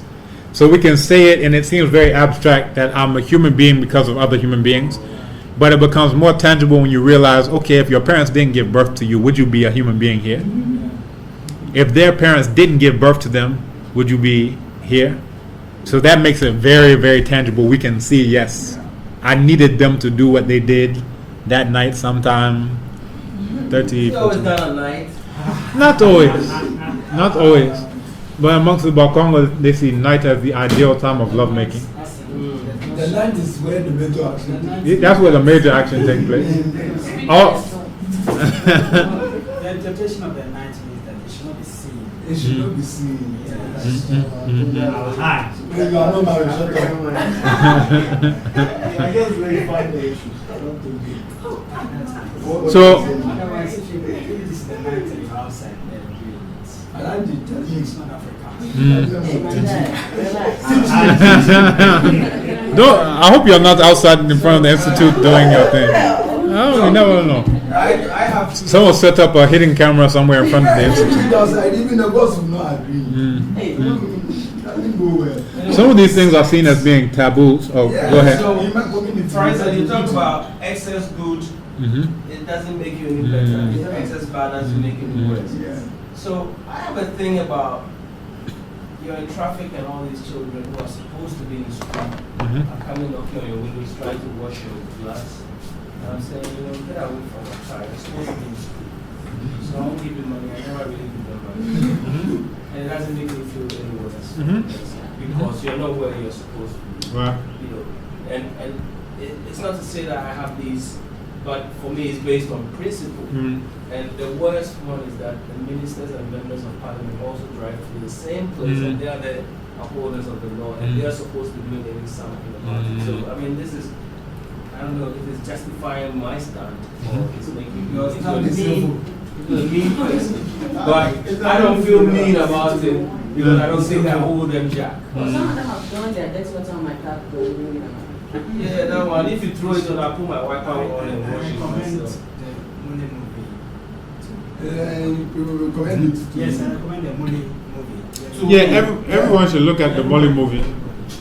Especially people who don't give people money. I still won't give them money. Yeah, don't give them money. Don't give them money. It's your own choice. Yes. Whether goodness will come out of it or badness will come out of it, you will experience it yourself. Right? Alright. Now I want to introduce this concept in Yoruba, Asheju. Asheju. Where, right? And it comes from, this is just a noun, a nominalizer. And then she, which is to do. And then Jew. We could say too much. And it's seen as any action in excess. And oftentimes, Ijakwa meets his downfall because of Iwa Alasheju, a character of someone who does something too much. So it's like, okay, he stole one time, alright, nothing happened to him. Matter of fact, he got away with it. So he comes back. There's one story of Ijakwa ti Alekpa, which is a story of Ijakwa and the owner of peanuts, the one who sells peanuts, the woman who sells peanuts. So he goes to the market. Well, first there's a famine, there's no food in his own town. So he goes to the market in Ilukeji, the next town over. So he goes there and he smells the smell of these groundnuts, which are, coming into his nose. So he gets the rats to go and dig a tunnel from this huge tree in the middle of the market underneath the stand of the ekpa seller. So, the rat does it. He gives the rat ekuro these palm nuts, which it loves. So now he's fine. So he goes and hides underneath this tree, covers it up with a thin layer of brush so people won't see him. Then he puts ashe into his mouth. Ashe, which is coming from the root word shed, to happen. Ashe. So he puts ashe into his mouth. Then he starts singing this song. Elepayi, elepayi, pere pere pere, elepayi, elepayi, pere pere pere. Obajo yo solo ile pere pere pere. Obajo lo so yo famo jo pere pere pere. Embawo di pade yo pere pere pere, epa pere, epa pere, pere pere pere, epa pere, epa pere, pere pere pere. So the song is just so jamming that everybody in the market, they just get up and they start dancing. They don't even realize when they start dancing, they all dance so far out of the market. So it only leaves the Japa in the market. He says, Oh, wow, Rapala Jade. He gets out, climbs, sees no one's there, steals all the groundnuts. He was full. He goes back, does the same thing. So the people report it to the Oba. So the Oba was like, oh, this is a problem. So the first thing he does, he sends all the Ode, the hunters. The hunters go there. Next day, Ijapa goes into the hole, covers it up. He puts some ashe into his mouth and then starts saying, Elekwayi, even the hunters, it's jamming, they just start dancing, and then they dance all the way out of the market. So by the time by the time they regain their senses, Ijapa says, Well, Rapala Jadi, he gets all the ekpa, right? Same thing happens again. So now the Oba gets all the Babalawo, Adahunshe, Onishegun, all of the healers, diviners of different types, gets all of them to come because they'll be able to, deal with whoever this Igara Losha, this armed robber, this, terrible person is doing. So all of them come there. They got all their ifa, they got all their medicine and herbs, they got all their talismans. So Ijapa is in his little hole. Then he does what? Elepayi, pere pere pere, elepayi, pere pere pere. Obajo yo so yo ile, pere pere pere. Obajo lo so famo jo, pere pere pere. Embawo di gba de yo, pere pere pere, wepa pere, pere pere pere, wepa pere, pere pere pere. Everybody starts dancing. The hunters, the babalawo, everyone, they dance so far. So Ijakwawa Rapala Jade. Alright, great. So now he does what? He gets all of the groundnuts. So now it's getting to be a major problem.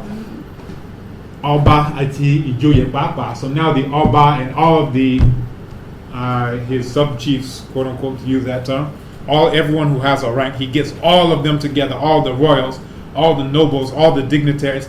He says, if you all can't take care of it, I'll take care of it myself. Right, so he's there on his horse. His whole retinue is behind him. I want Emewa. So now they come to the market the next day. So what happens? Ijapa, Owafia Shesanu, Oberasi Corin, we pay. Elepayi, pere pere pere, elepayi, pere pere pere. Obanyo iso ile, pere pere pere.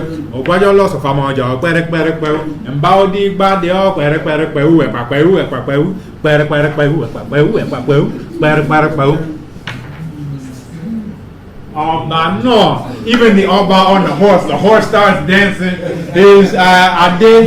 His crown goes off his head. He's just dancing on the horse. Even the horse. Everybody, they all go so far away. So he comes out. Gets more. So now it's a major problem. So what do? They now go to the Orisha, or Sain, who is the Orisha of the medicines, of the healing, of everything. So now you've taken it to the supernatural level to deal with this. So Osain, there are so many of them. you have Osanya Lese Meson, which is Osanya, the one who has 9 legs. Osanya Lese Mejo, the one who has 8 legs. Osanya Lese Meje, the one who has 7 legs. All the way down to Osanya Lese Meta, the one who has 3 legs. Now you know there's no such thing as Osanya who has 2 legs. There's none. So all of these different Osanya come. So the Oba says, please, you have to help us because of this situation. So the next day, all of these Osanya are there, looking very, very intimidating. So what does Ijapa do? All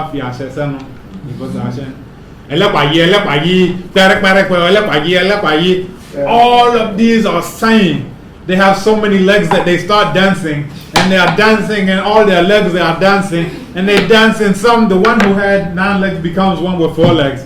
The one who had 5 legs becomes one with 3 legs. That they are breaking their legs, they're dancing so much. They dance and go so far. Ijapa. So he goes out, gets all his groundnuts. So now it's a problem. Who do we appeal to now? So the next day, the Oba is sitting there in the court with his Emewa. They're like, what are we going to do with this? At that time, Osanya Lesekon shows up. Osanya, the one who has only 1 leg, shows up. I mentioned there's not one that has 2 legs. So everyone started laughing and said, Osanya Lesekon, if even me who has 2 legs, this is what the Oba is saying, I have 2 legs, then I got on a horse, it would make my legs be 6. If I even can't do it, how can you do it? I want out there, the hunters, I want Babalawo, all the Babalawos, the healers, the diviners, all of these people, they can't do anything. Even the Osanyans, they couldn't do anything. What could you possibly do? Osanya, let's say, come. Right? Osanya, Osanya just said, oh, I can do it. If you let me lower, put it into my hand. So the Oba is exactly, he says, I don't know what else to do, so he allows Osanya Lesekon to go. So everyone from all of the towns surrounding, everyone wants to see what's going to happen. Because at this point, we don't know what to do if it doesn't work out. So what Osanya Lesekon did, he lit a fire, and then put Oulu.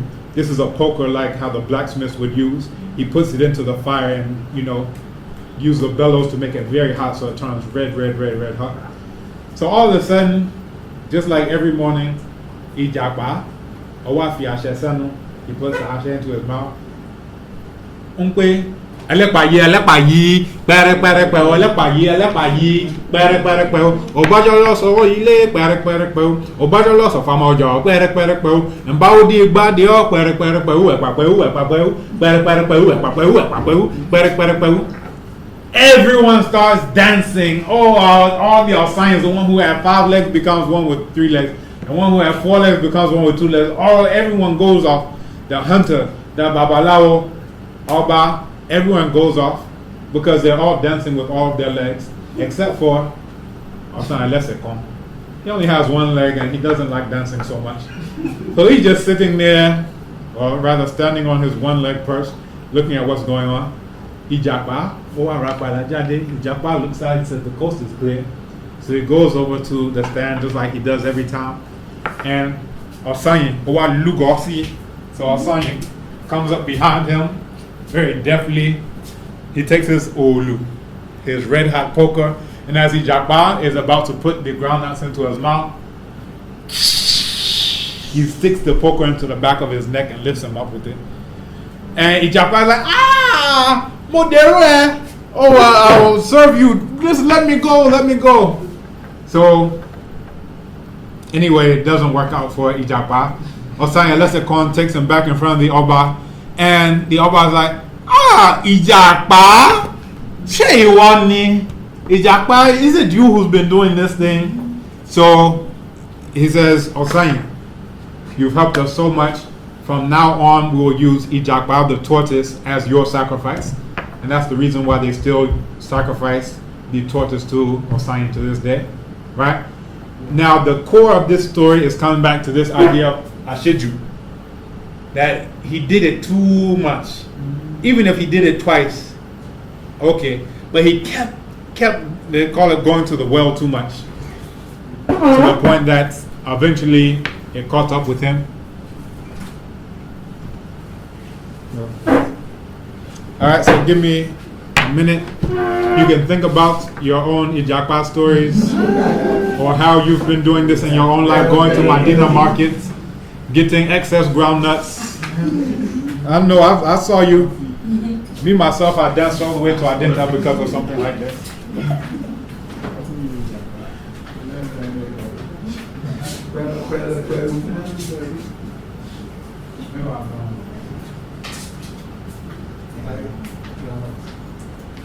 It's groundnuts. Brought directly from Ijakpa. You like my story? Give me 3 minutes, I'm coming.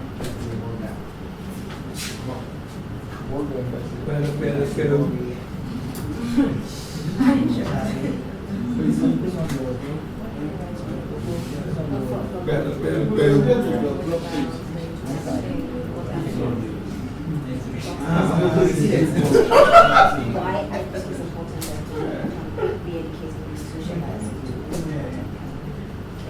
When it comes to marriage, You say that the blocks locked in. Hey, if it comes to marriage, you shut up and listen to our idea. And you did. He has all the secrets. Me. So I actually listen to you. There is a fake married man. When you're talking about people, you talk about yourself, talk for yourself. They say when it comes to marriage, you talk to me. I'm going to tell you. I said you shouldn't listen to me, you should listen to you. No, what's there to listen to this guy? Because in Japa, some boy. If we don't put his head over, he won't sit down. Some boy sit there. Oh my God. Where is he? You should see Benade's face. She's enjoying the story. She's like a little child listening to her father tell her. Don't forget I'm recording the class, so if you're talking about me and my Oh, job, You're so sweet. you never know when you may get up and start dancing all the way to Mambo. Alright. So, can I get, again, this comes back to the same idea of Ashiju, doing something in excess. And, we're looking at the idea of Kinenga and balance, right?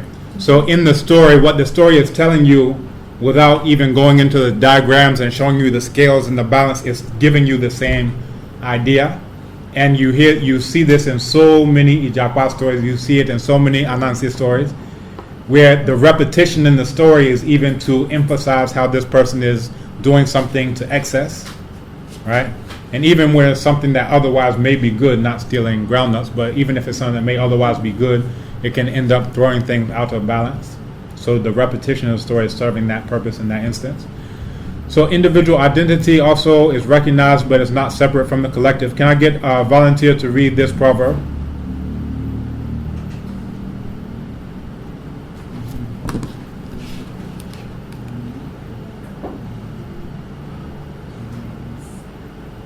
Ewo me na ewo yan nse.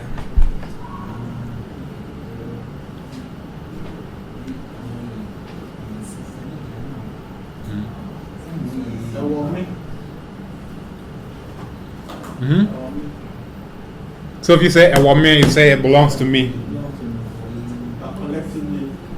But if I say ewo yan, those two, they don't resemble, they are not alike. It's not the same thing. Chi.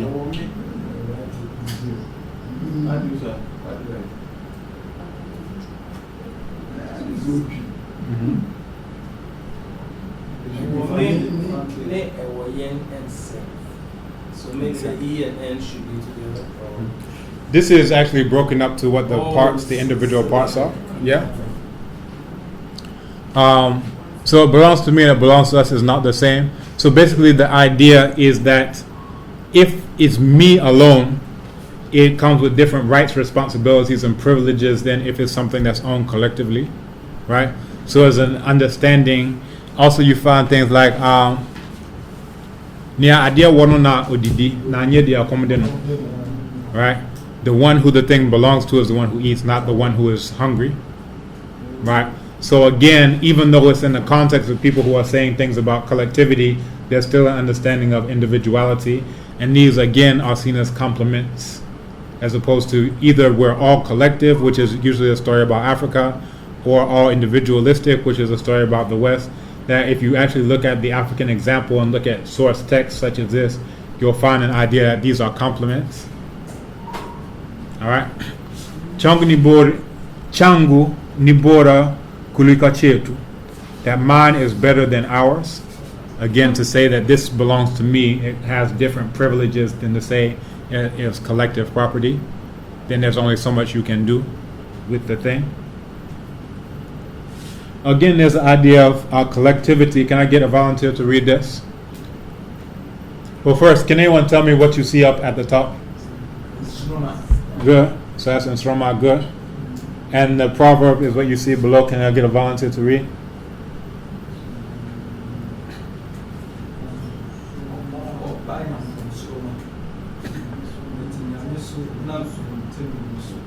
Good. What does it say?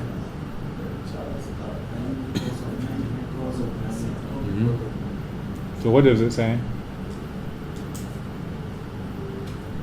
We've given the translation. What's the deeper meaning behind what it's saying? The embodiment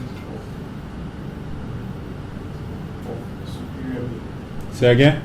An embodiment of superior being. Okay, the embodiment of a superior being. Continue. What the star is the embodiment of a superior being. Okay.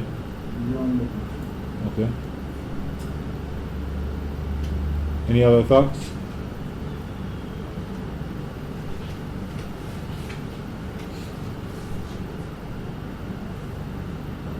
It still has to do with the God or the soul.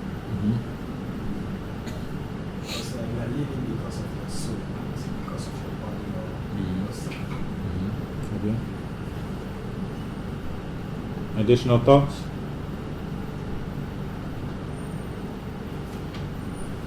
My sister visitor, don't be shy. Okay.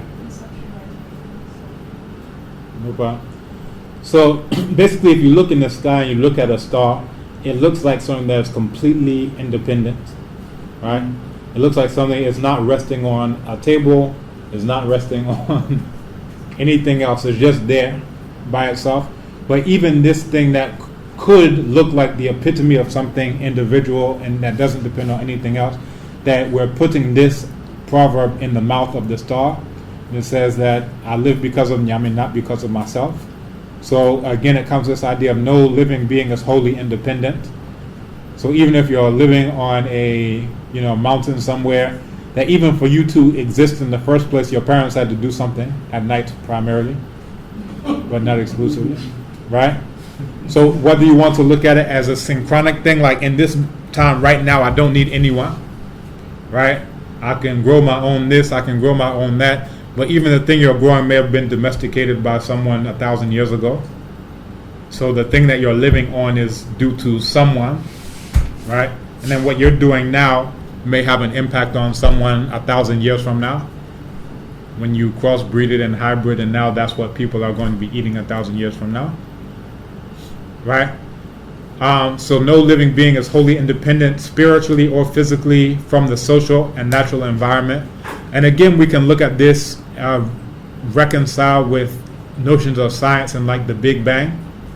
So if that thing didn't happen so long ago, then this thing would not be here now. The gases to congeal and finally become a nebula and then finally become a star. So even though it looks independent, it's dependent on all those things that happened for it to get to the place that it is now. I hope it's clear. Good. Now this has ecological implications in terms of collective moral responsibility.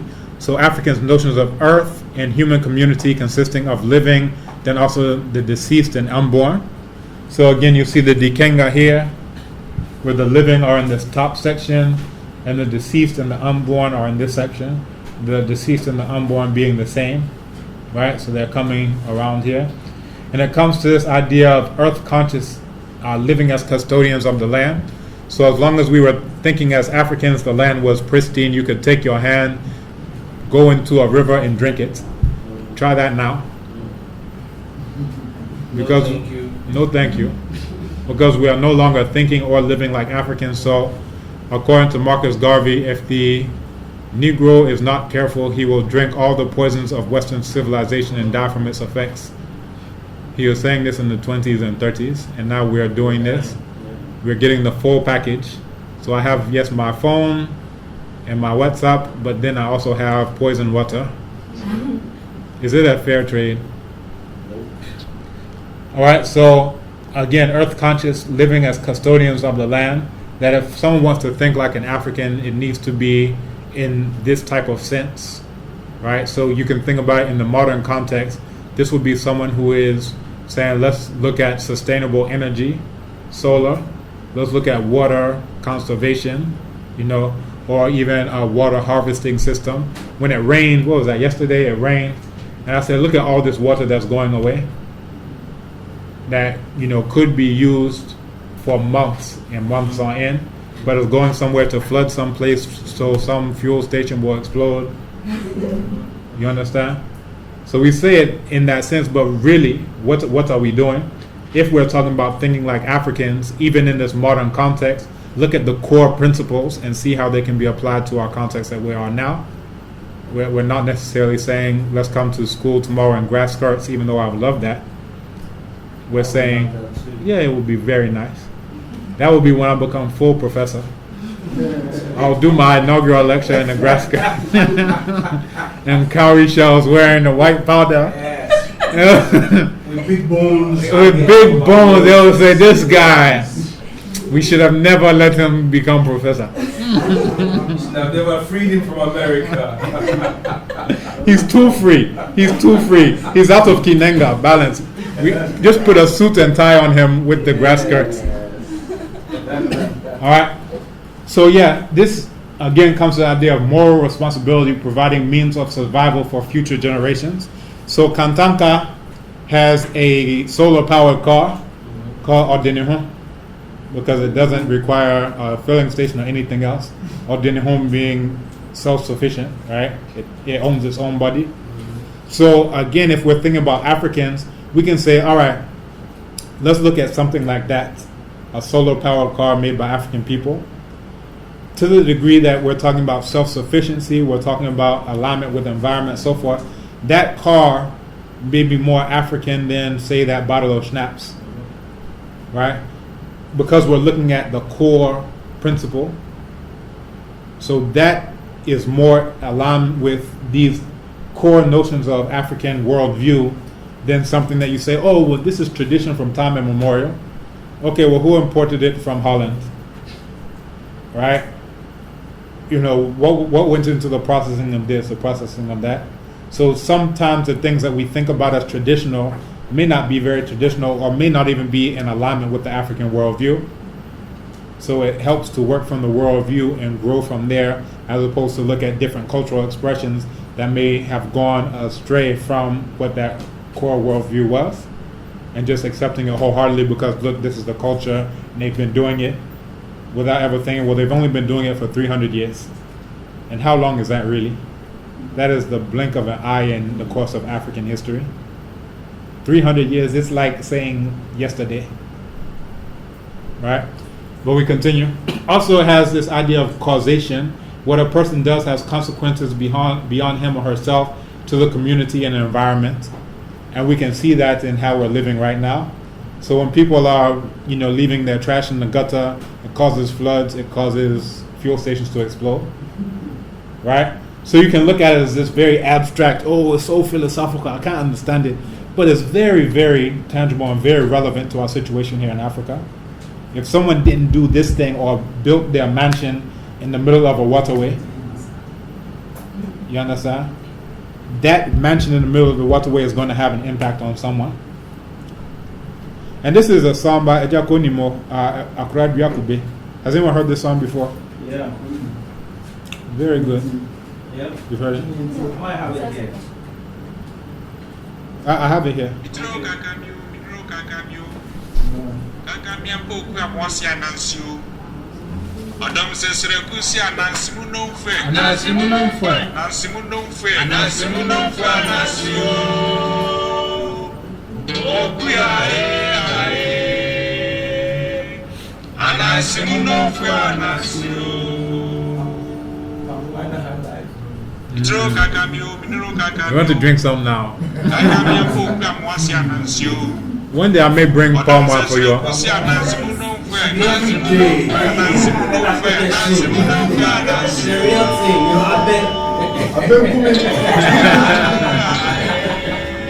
With ginger, you know.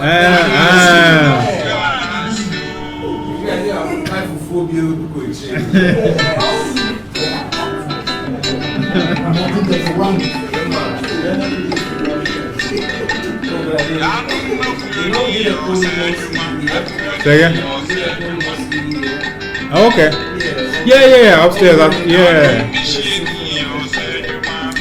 So listen.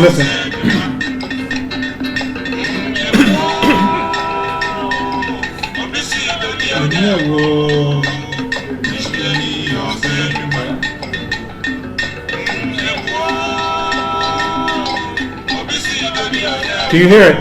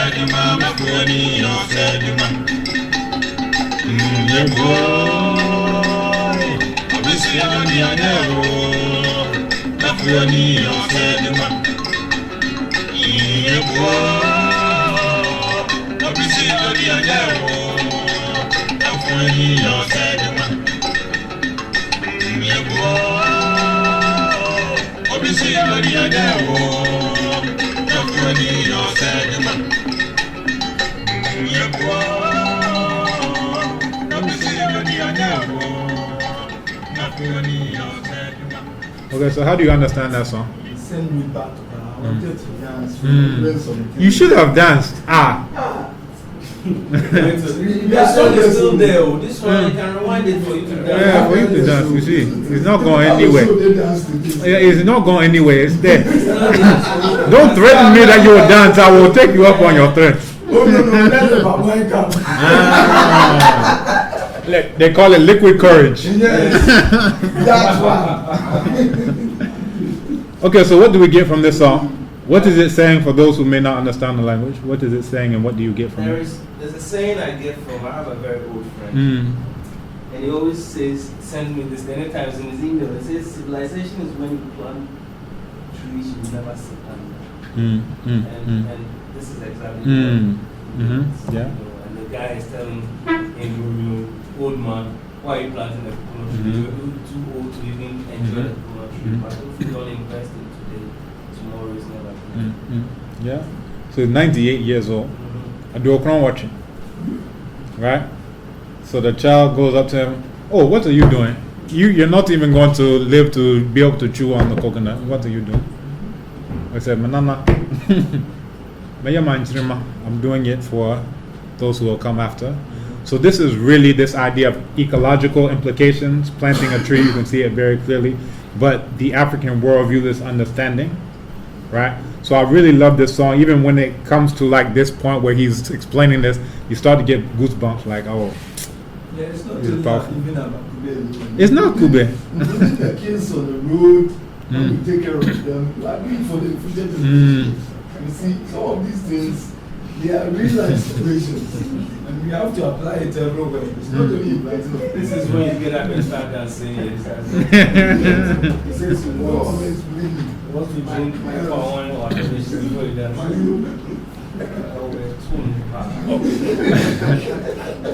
Okay, but I hope everyone understands the relevance of that song to this discussion, and also this understanding of Dikenga, right? The Tendwanza Congo, the world of the Congo people, right? So again, we see the ancestors as a supernatural moral authority, and the ancestors and the womb are one, right? They are not seen as separate. Oh, it's either the ancestors, either you're dead or you're unborn. No, they are the same, and it's a cycle. Also, the idea of the neglect of the earth is the neglect of the ancestors and the unborn, and vice versa. So you can see now at this point in time in history of Africa, where more people are neglecting their ancestors, look at the state of the earth, right? That these are one and the same. Those who are being buried in the earth, if you don't care about them, then how are you going to care about the earth, and vice versa? If you don't care about the earth, how are you going to care about them? And the implication is, how do you therefore say that you care about the children who are yet unborn when you are doing this to the earth? What will they drink? What will they eat? GMO. They themselves, they will be GMA, genetically modified Africans. I'm going to write a paper on that, GMA, genetically modified Africans. It's coming. And then idea that the earth reciprocates. Last year or so, a study came out of, I think I mentioned this last time, Stanford or someplace like this, that we've entered the 6th extinction period, what that they're calling the Holocene extinction, right? Now, we in Africa are not the main ones who are ushering that in, but we are suffering for it just the same, if not more, than the ones who are actually more responsible, I would say.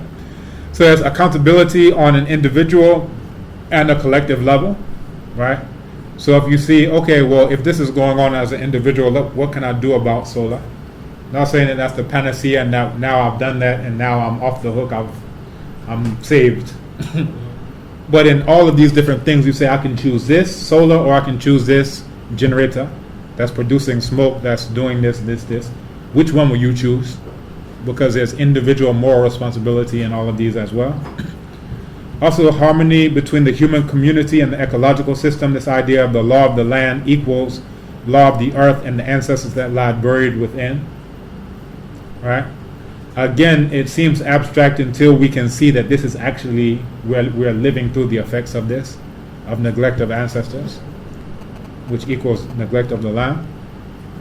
So we look at the role of ancestors. Ancestors are seen as the guardians of the social and moral order, concerned with social and moral responsibilities of descendants.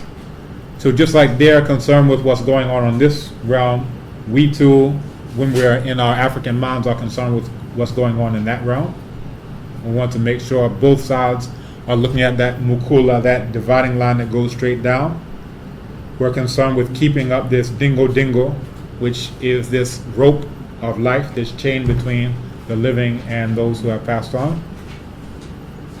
And it's seen that the ancestors are seen to have influence over natural and social order. A slip in their vigilance, vigilance of ancestors may lead to harm, right? Amongst the Lovedu people of Umzansi, Can everyone say that? Umzansi. That's the indigenous word for South Africa. Have we heard that before? Umzansi. Umzansi. If you say this to someone who comes from there, they will be very shocked and surprised. Like that's when I went there 2014, and that's what all I was calling it. So my daughter says, "Oh, Ajadi Oko Umzansi." So when Noma Tamsang came here, and she was like, "Oh, I'm coming from South Africa." Then Amma was saying, "Oh, you're coming from Umzansi." She's like, how do you know that word? Right? Well, it's the South.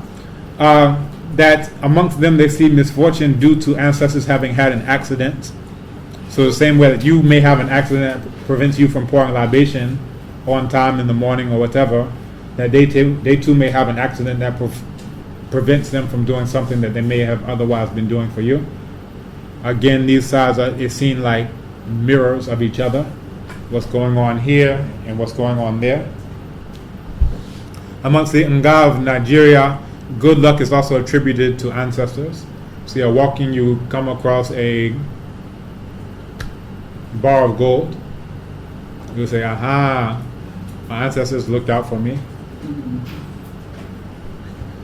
Again, amongst the Lovedu of Umzansi, ancestors are seen as being in overall control. You have Vunaga, which is seen as the skill of activating power inherent in matter, which is attributed to the ancestors. And this is that same potential energy that you found in Nun and Naunet, the masculine and feminine aspects of that primordial water. And it's seen that it requires the cooperation of ancestors to operate this power. So you see that the human being is seen as being free yet destined, and is seen as a paradox rather than a contradiction.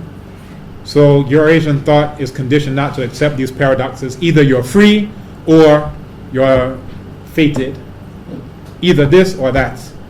Again, diametric opposites. Dichotomy, compartmentalization. If you're interested in learning more about Eurasian thought, the best text is Yurugu by Moremba Ani, and that's in your yeah. So she goes so deep into the core foundational principles of Eurasian thought, and it also makes it comparative, so you can see how that compares to some of the things that we're learning here. Because this is not a course on Eurasian thought, we're briefly mentioning it, but we're focusing on the African thing. Sometimes we can get into a scenario of we're doing so much deconstructing of, well, what the whites do isn't good, and then they say this, and then they say this. Aristotle said that, something. Well, at what point do we actually start to talk about what Africans are actually saying? We can't get to it because we're so filled up with what Eurasians have said. Now we're trying to debunk that. Well, what do we say? Right? But again, from that side, if you want to read more about it, Yurugu is very good. It goes into these ideas of diametric opposites, dichotomization, compartmentalization as the preferred modalities. It's either this or that. Necessary and sufficient conditions to categorization. So even how you categorize things is very much rooted in what your worldview is, right? And then also even more fundamental than that is what you see on the board, ma'at, propriety. When should you look at things as being either this or that? When should you look at things as being both this and that?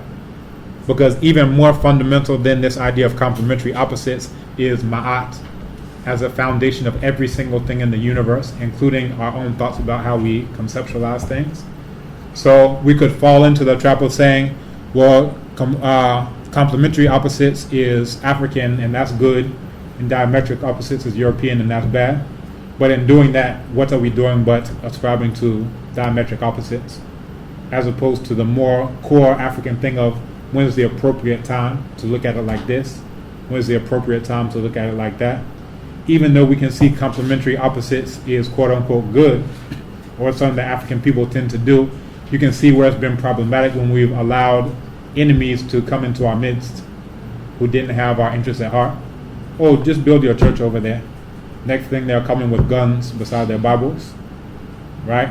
So again, you can see this as inappropriate behavior. It's not that complementary is bad, but we've now applied it in a context where perhaps it wasn't beneficial for us, and now we're suffering and paying the price for it. the entire planet is suffering and paying the price for those choices that were made, right? So again, be cognizant of your own thinking, be critical of your own thinking about these things.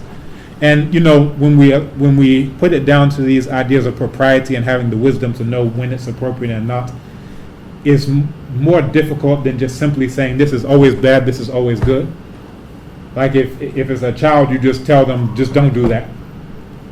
But once you come to a deeper level of thought as an adult, it's helpful to be able to think more deeply about these things and see when this thing is appropriate and when it's not appropriate. So again, we come to ideas of truth, order, and stability. Order of the universe established through the principle of Ma'at, represented by an ostrich feather. So here you see the scales of Ma'at. This is judgment. Anyone who's heard of Judgment Day, has anyone ever heard of judgment? Divine judgment, you've heard of that? This is where it's plagiarized from. In school, you're not supposed to plagiarize, but many of you have found out from a very plagiarized source about judgment. So this is the original. This is Ma'at, and then this is that feather, the ostrich feather here, right? So you have Inpu, also called Anubis by the Greeks, who's leading Ani. Here's Ani, looking very much like you. Except you've cut your hair, and you've lined it up very sharp. But this one is, maybe it looks more like me, because what do you think? Can you see it? The beard. Well, who does it? Was it Serum or Yeah. Who, him? Yeah, him. Yeah, it's a man. He just has his locks like that. Why are you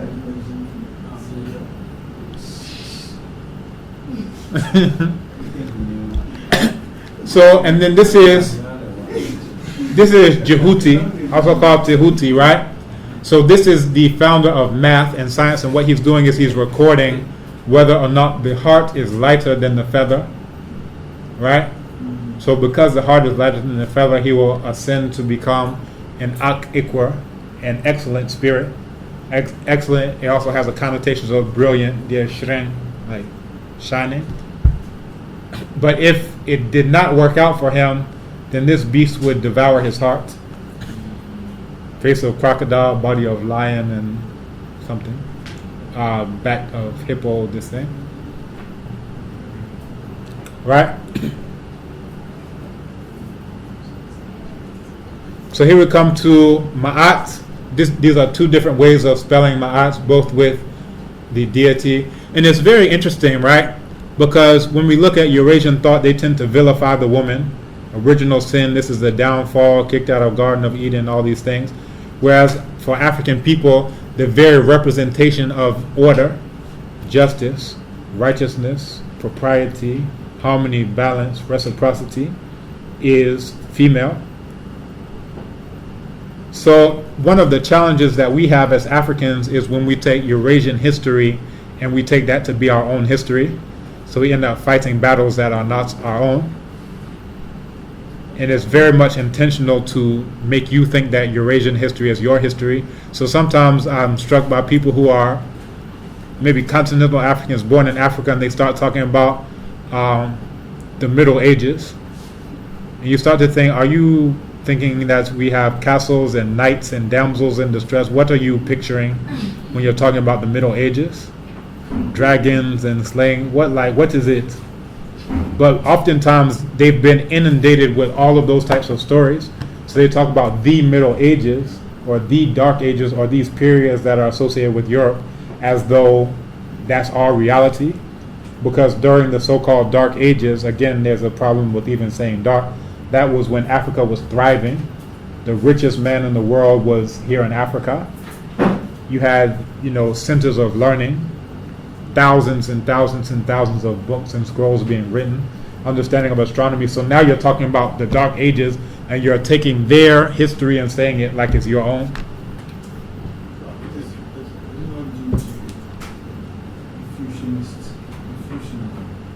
I think it's due directly to colonialism and having your entire knowledge of the world being systematized, and you have two processes primarily. One is miseducation, the other is diseducation, right? So miseducation is telling you the wrong thing. which is all of this Eurasian stuff that our heads have been crammed with over the years. This education is not telling you anything, which is what we're covering now. Like before this, have you been studying Ma'at in primary? Right? Have you been studying Ptahhotep in primary? Have you been studying Dogon creation stories? Have you been studying Congo? So this is this education. We won't even tell you it exists, right? So when you have someone who's completely removed, a tree that's completely removed from its roots and now it's been grafted onto white roots, what are they going to do but say, yes, this is where we came from? But it's because all you know is your enemy's history. You know nothing of your own. So what will you draw upon? And largely, not a bit. So they, for example, if you look very critically into colonial period, and the neo-colonial period as well. Publication laws, for example. For example, when Karl Randolph wrote his book on the Ghana, history of the Ghana and they didn't want, they wanted, the first copy he wrote, they wanted him to focus his attention on basically what the missionaries had taught in class. And he felt it was distortion of history. He wanted to put things in perspective. But they issued the caveat that they will not publish his work. He doesn't, go back to read. This is politics of knowledge, and we're still dealing with this. And similarly, the same thing happened to Nkrumah. When he wrote his PhD, they said that it had certain tones they wanted him to read, arrange them. They wanted him to be on what they have taught. He said, same thing happened to Sheikh Anta Diop and Chinwezu. Okay, Chinwezu have to take his No, he published it as a book, then he brought it back like, okay, I'm published, what was it, Random House? You're saying that this isn't good, but look, I've got this whole thing published. Then they were compelled by the pressure to grant him his PhD. So this is time and time again for some of the foremost scholars. Probably the worst example is Sheikh Anta Diop, when he submits this as a thesis, no, it's not good. He publishes that as a book. He submits another one as a thesis, no. All right, he publishes that as a book. He submits another, okay, all right, finally. We just have to relent. So this is part of the politics of knowledge, and just for time we'll have to continue, but there are plenty of examples of this going on, even in terms of where we can publish, whether you'll get a promotion or not from publishing it, who's going to externally, validate you, where your accreditation comes from, right? So the colonization of knowledge, right? And then the neo-colonization of knowledge, which is where we don't realize that we're being manipulated in the same ways. Then you have people telling you some of the, excuse me to say, stupidest things you'll ever hear. And perhaps not due to their own faults, but now they are towing the line and serving the neo-colonial interests of their enemies. But they think, I just think what I think. So examples of that are people who say, like whites who say, okay, these black people may use this race thing against us, so now race doesn't exist. Then they get these Harvard professors to come out and say, yes, race stopped existing. Then the police kick in their door and arrest them in their own homes. And now, does race exist? I didn't mention anyone's name. But, again, you have these neo-colonial subjects who are, if you are saying the same thing as your colonial enemy, you have to start to question what's up, right? Even if maybe you have some type of interest and you think, I can get something in on this. I can get some benefit out of aligning with my colonial enemy on this. You have to just be critical enough to say, well, what are they getting out of it? Why are they pushing this line now so hard, right? Even if you can't think for yourself, just say, let me think the opposite of what my enemy thinks. At least you'll get somewhere. But hopefully you can be even more critical than that, right? So Ma'at has multifaceted meaning. We mentioned truth, justice, righteousness / propriety, harmony, balance, order, reciprocity. And this is seen as the characteristics of the celestial sphere replicated on earth. You can look at Ma'at looking nice and beautiful seated there, right? That's somebody you would want to marry, right? Yeah, it's a she. Yes, Ma'at is a she. Of course. And then you have the 42 declarations of Ma'at, and here you see them written down here as negations, right?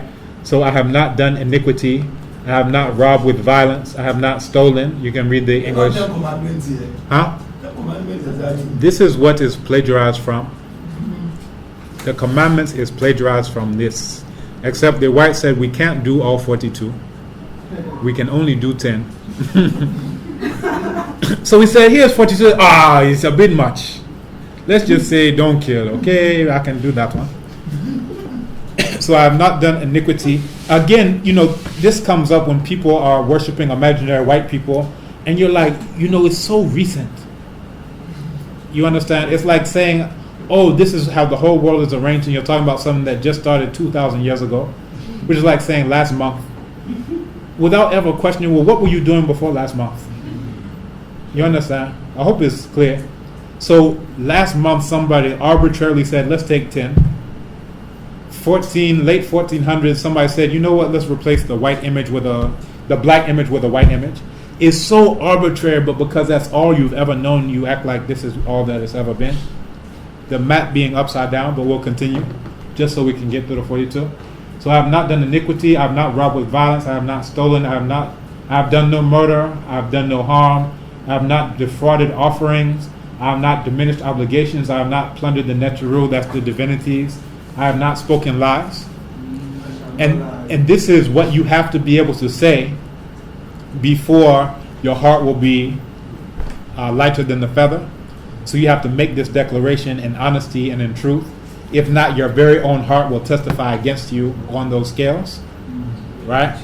This is Judgment Day. Except Judgment Day isn't, now you've accepted a white man, so in some far off time, you get out of purgatory and blah, blah, blah, whatever they say. Is that why the Egyptians had books that had to do with the opening of the mouth? Yes. And you find a lot of these in the coffin text, certain quote-unquote spells that are designed to assist you in navigating Dua, which is the underworld, things that you're supposed to be able to say, things to make sure that your heart is on your side. Right? So I have not uttered evil words, I have not caused pain. Actually, you can find this poster downstairs, all 42 of them. Right?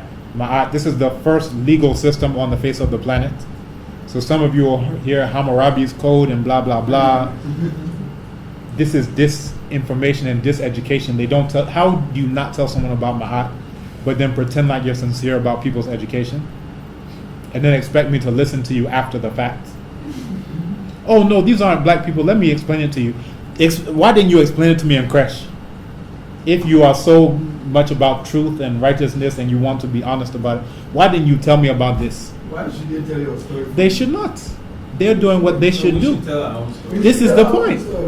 This is the point. This is my whole point. All right? So I have not uttered evil words. I have not caused pain. I have not committed fornication. I have not caused shedding of tears. I have not dealt deceitfully. I have not transgressed. I have not acted guilefully. I have not laid waste to the plowed land. I have not been an eavesdropper. I have not set my lips in motion against any man. I have not been angry and wrathful except for a just cause. So this is propriety. It's not saying you should not be angry. It's saying that you should be angry when it's for a just cause. Again, it's not saying that anger is evil all the time. This is coming to the core ideas of propriety, and you can even find it in the world's oldest legal code. I have not defiled the wife of any man. I have not been a man of anger. I have not polluted myself. I have not caused terror, so polluted myself. What are you doing with your body? What are you drinking? What are you imbibing? What are you smoking? Right? Yeah? All of it is among.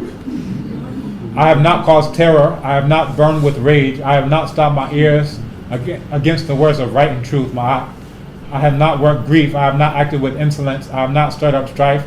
I have not judged hastily. So as some of you are saying, hey, that's what the whites said. They said we can only do 10. It's plenty. All of this is plenty. I have not sought for distinctions. I have not multiplied words exceedingly. That's empaitia. Right, good words are sure. There's a proverb, "Usum kuntumbu fidia, nawi kasabre," that if you set up a trap to capture lies, what you end up removing is ceaseless talk, because there will certainly be lies and ceaseless talk. All right. I have not done neither harm nor ill. I have not cursed the king, i.e., violation of laws. I have not fouled the water. I have not spoken scornfully. I have not cursed the Neteru. I have not stolen. I have not defrauded the offerings of the Neteru. I have not plundered the offerings of the blessed dead. I have not filched the food of the infant. I have not sinned against the Neter of my native town. I have not slaughtered with evil intent the cattle of the Neter. Right? So this is your legal code. Now, can you imagine everyone who is in parliament now and they've learned this since Crash? So you talk about corruption, but you are giving people The Prince by Machiavelli, and that's what they're reading in political science. You're having them read Adam Smith. You're having them read Only the Strong Survive, Survival of the Fittest, and now you're telling them, now go rule. Right? Right? So imagine instead of that, from Kresh they are reading instructions of Ptahhotep. From Kresh they are reading the 42 Declarations of Innocence. That says when I die I have to be able to recite all 42 of these. Right? Right. As opposed to, you know what? Here are 10 of them. But those are superseded by just saying you will pray to this imaginary white man. And now you're okay. So go kill, murder, blah, blah, blah, do whatever you want, but just at the end say, you know what, sorry, I accept this imaginary white man and you're cool. You always say imaginary white man. You Yeah. don't have the Yeah, I can also say you don't pray to a rock 5 times a day and then say you're against idol worship. Right? So all of these are Eurasian religions, the handmaidens of conquerors. You know, the imaginary white man, I see him on the back of the Torah every day, so I get mad. But if I see more of a rock that people are praying to 5 times a day and then they say they're against idol worship, if I see more of that, then I will also mention that as well. But in Parliament, don't you think, me personally, I have advocated for it that Bible should not be used, no Quran. They should bring some strong boss, you know, traditional deity. Then this thing you recant, and after that, when you go and you still there, Papa. Papa. And I have to come to it. Yes. The Bible is true and the Quran is true. Yeah. I think sometimes we are confusing Westernization and Bible or the Quran. And most of the things we discuss here can also be found in the Bible. Right. So now the point is go to what they plagiarized it from. Yeah. So we have to know the proof, the authenticity of what we are following. And it may end up being like the same philosophy of Africa.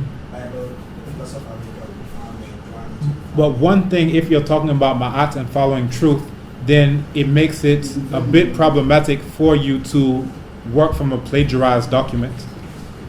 Right? Someone who stole all of these original African ideas without attribution, if you do that in class, you will flunk. You understand that? But now you're talking about following an entire religion that's based on stolen principles and stolen ideas without attribution. So it's a problem. So even as he's reading it, he's like, oh, these are the 10 commandments. Why is that even his first frame of reference? You understand? So you have to go to where did they get these ideas from? These ideas of judgment, these ideas of truth and righteousness and so forth.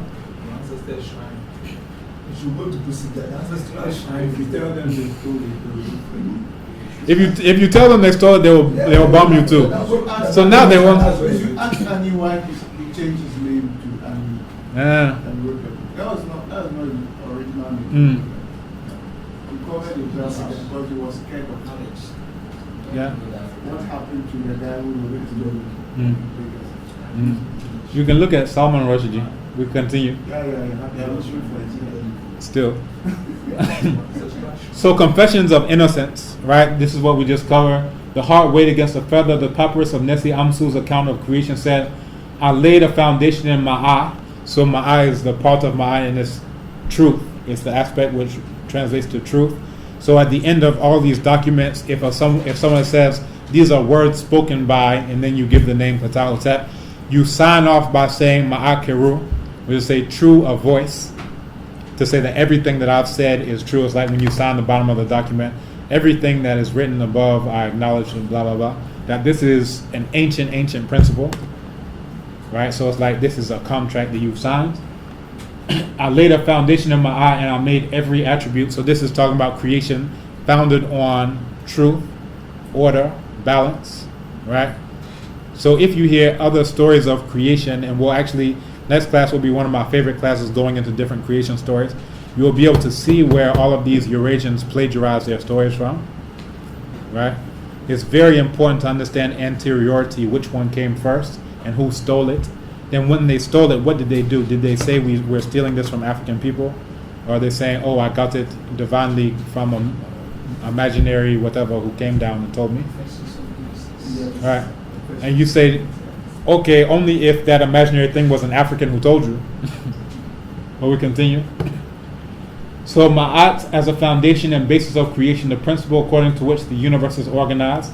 Also an ideology and code of social conduct as expounded by Ptah and seen in the 42 Declarations of Innocence. You have the instructions of Ptah in your document. Has anyone got a chance to read it? Please do. The world's oldest book. You should be running to read this book. They say, what is in this thing? I cry. This guy keeps talking about Ptah. What is inside? The oldest book in the history of human beings. That makes all of these books that you call old seem like just a paper you wrote yesterday. So the things that you all have been exposed to, let me not put it on you all, the things that many people have been exposed to, right, are one, either plagiarism or just outright lies. So half of it is plagiarism. That's the things that you relate to. You say, oh wow, yeah, I really like this psalm. Oh, I really like this hadith. I like this, I like that. Right? You just kind of vibe with those things. Many times these are the ones that are directly plagiarized. And then you have other ones that are just Hyksos imagining something. It's not based on African, it's not based on anything, it's based on something that will make sure that they are the quote-unquote chosen people. Right? So even Exodus story, when they're not telling you the actual story of these were Hyksos who came as invaders and were driven out with the tail between their legs by Amos. So they don't give you the actual story where you can actually see carved in stone us driving these Eurasians out. They say, oh, we were oppressed and now we got free, blah, blah, blah. This is probably the first propaganda spin to the point where now you have black people who want to be Hyksos and call themselves Hebrews and original this and blah, blah, blah. Because now, yeah, the Hyksos Israelites. So because now they're thinking that they are their enemy and that their enemy is them. So they want to be on the winning side of this story as opposed to actually learning what actually happened. So again, Ma'at is seen as a moral and physical principle, morality of human behavior and human justice, balance and truth, as well as physical justice, balance and truth. The idea of every event is a result of another event in its likeness. And this is from Ptah. Be generous as long as you live. What goes into the storehouse should come out. You're like, oh, that sounds like something I got from somewhere else. Well, no, that's what they plagiarized from African people. And this is Ptah looking just like me. I think it's got really look.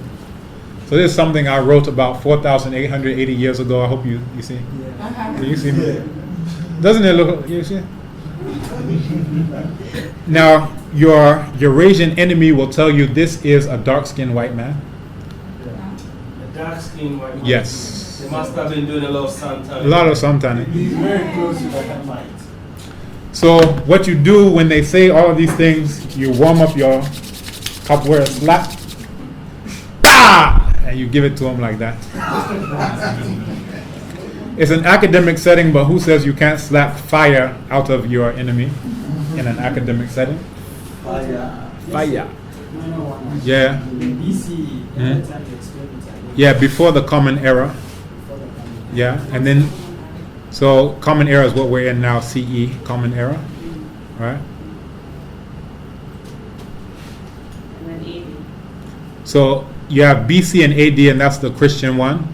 So to make it less embedded in Christianity and to look at it more in terms of great months is called eras, in terms of era. So each great month is seen as an era, right? So this is now the common era, the one that we're in now.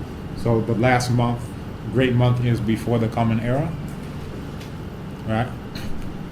Okay, so now we can see this same idea that you found in the papyrus of Ani, where he's having his heart weighed against the feather, in oath-taking rituals such as truth, natural law, and moral law, and I kind of call Aka. And this is where they will get this plant, it's poisonous, and if you've done something and you're actually the one who was guilty, you take it, you die. If you are innocent, you take it, you live. Now you are the one who is responsible for preparing it. No one is doing it for you. You do it. And there's an idea that from conviction, that if you know that you are innocent, just your sheer conviction will make sure that you survive the thing. If you know you're guilty, and this is idea of psychosomatic influence, right? If you are already feeling guilty about something, then you will succumb to it because you already think this thing is going to kill me. I did it, right? Amongst the Ibogan that they chew. What is it? The Ibogan. No, that's different. That's seen as something that, like, especially in Gabon, in Bwiti spirituality, that they use that for initiations to bring people to a higher level of spirituality. That's different from this one, which is used to test truth and to see whether you will die or not, right? So it's a truth drug prepared by the accused themselves. The guilty will die, the innocent will live, and it's a question as to whether this is a placebo effect. So again, you find parallels to the Kemetic example where truth is tested by the mixture. Also physical law in the body resisting or succumbing to the drug. So it's seeing a link between being truthful and what actually goes on a physical level. Then also all of these are seen as being tied to moral law in terms of the final verdict of guilt or innocence that can be seen through the effects. Also amongst the Yoruba, they have Egboigi, and you find this also in Ijapa stories, right? Where Ijapa may be tested to see whether or not he did something, then he takes the thing, fine. Again, this comes to the idea of psychosomatic component, human will and control of mind over body.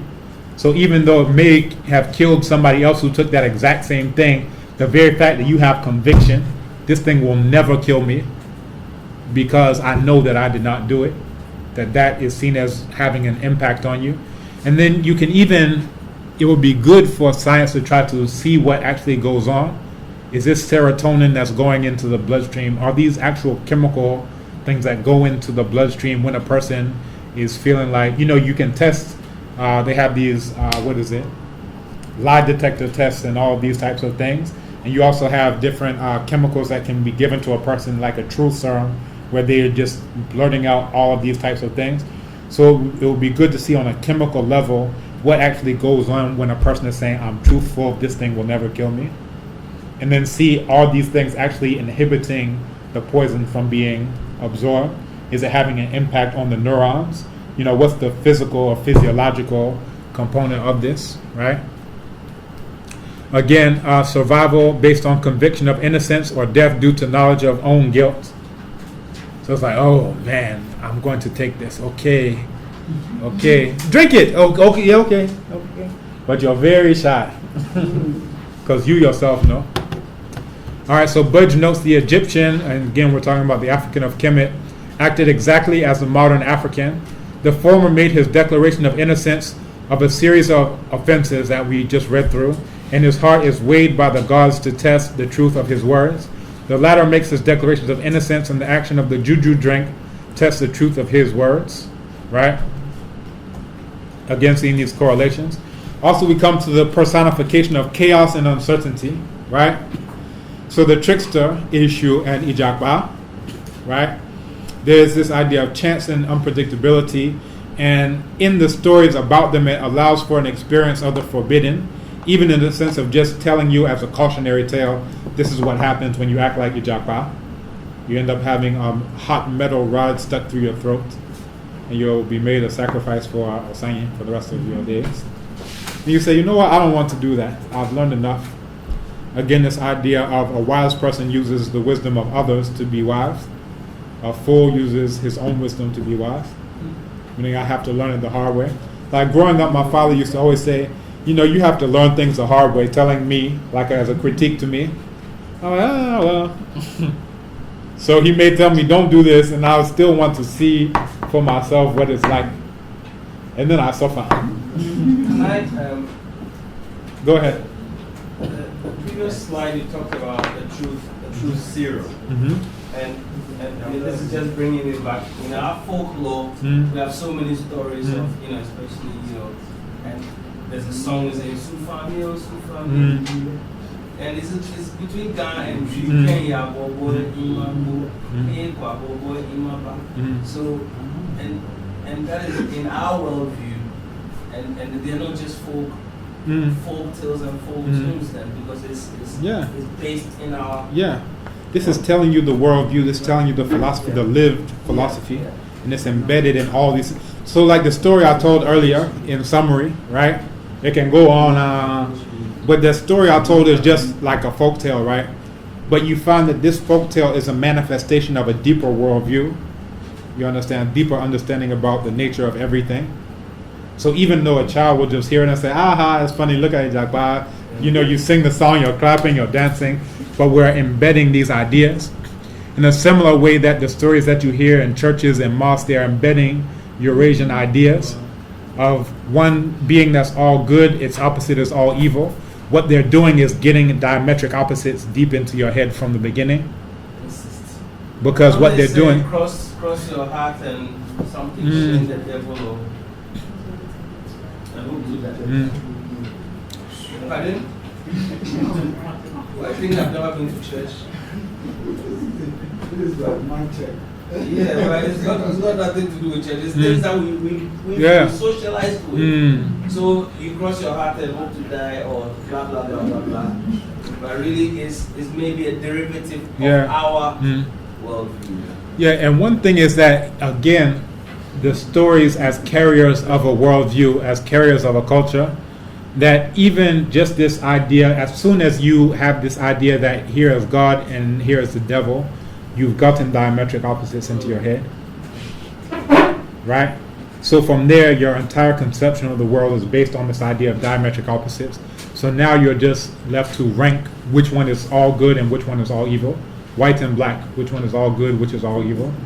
Everything that comes across your path, now you're looking at it through the lens of a white person.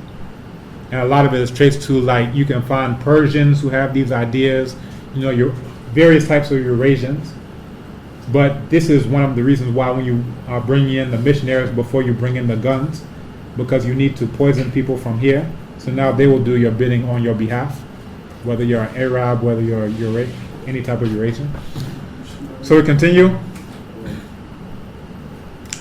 Again, these entities are seen as the embodiment of the crossroads. So this is a crossroads as you saw in ancient Kemet, the town symbol Nut. Then this is a crossroads that you see in Ohene Aniwa. In the proverb Ohene Aniwa Chanhushia, that the ruler's eyes surround him. So everyone is there to see what decision you're going to take. So who started the fight? You have a choice as to whether you will fight the person. Just the other day, I have a neighbor, and the quote-unquote houseboy for the neighbor always burns stuff. So the smoke gets into the house. My children are coughing. You wake up in the morning, you'll think the house is on fire because it's filled with smoke. We went to the Agbogba police station. I'm in Hacho. We went to Agbogba police station. They don't stop.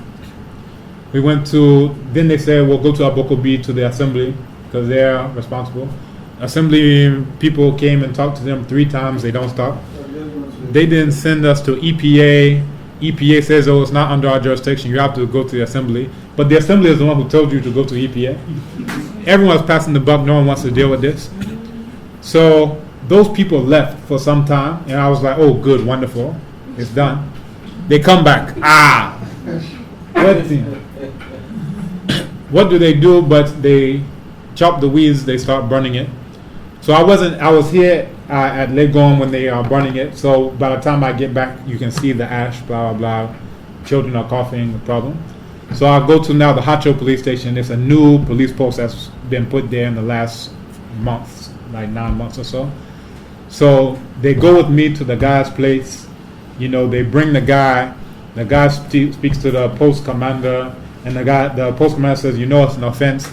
So now you know it's an offense. If you do it again and I arrest you, you won't blame me. Since then, the guy hasn't burned.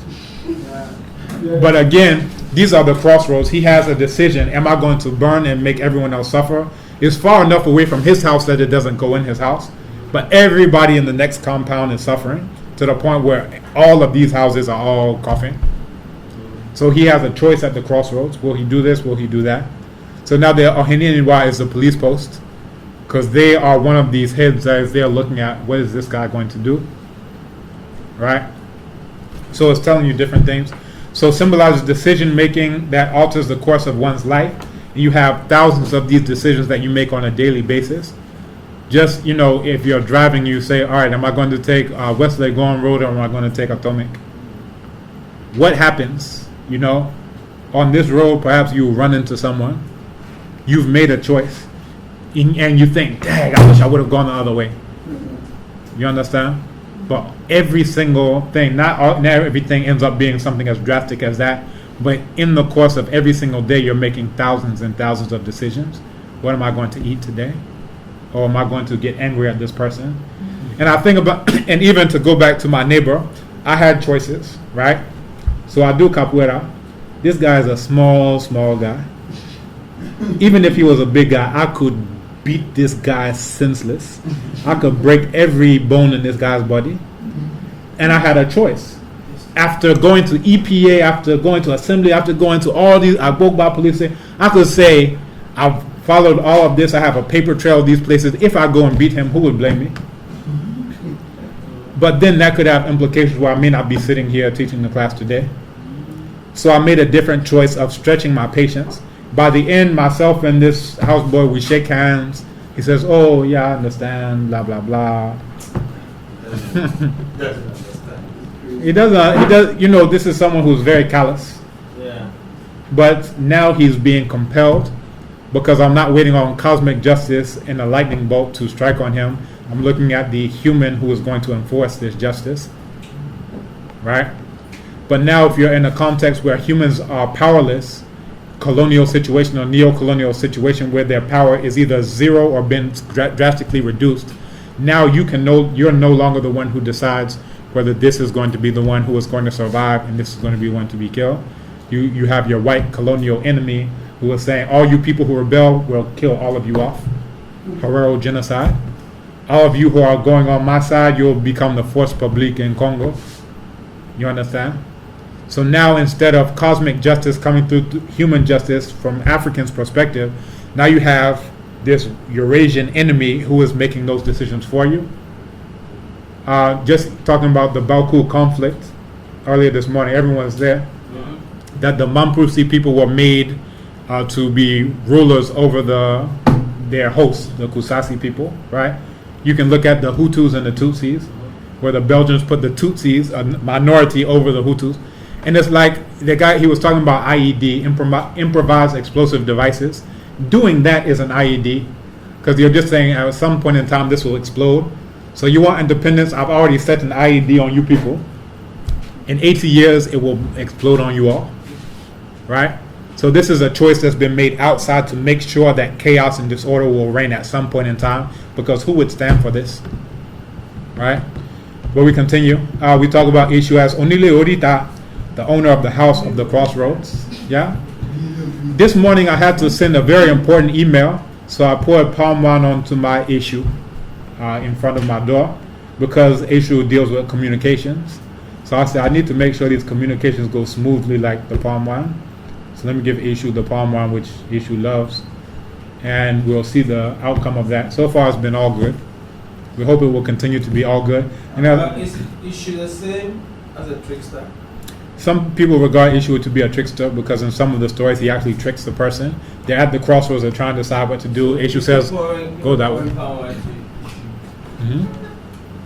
it likely he can trick you too? Don't get caught up on the English word trickster. Issue is issue. Okay. Yeah? Alright, I'm just So issue can either facilitate your way at the crossroads or can hinder your way at the crossroads. And a lot of it deals with your own behavior.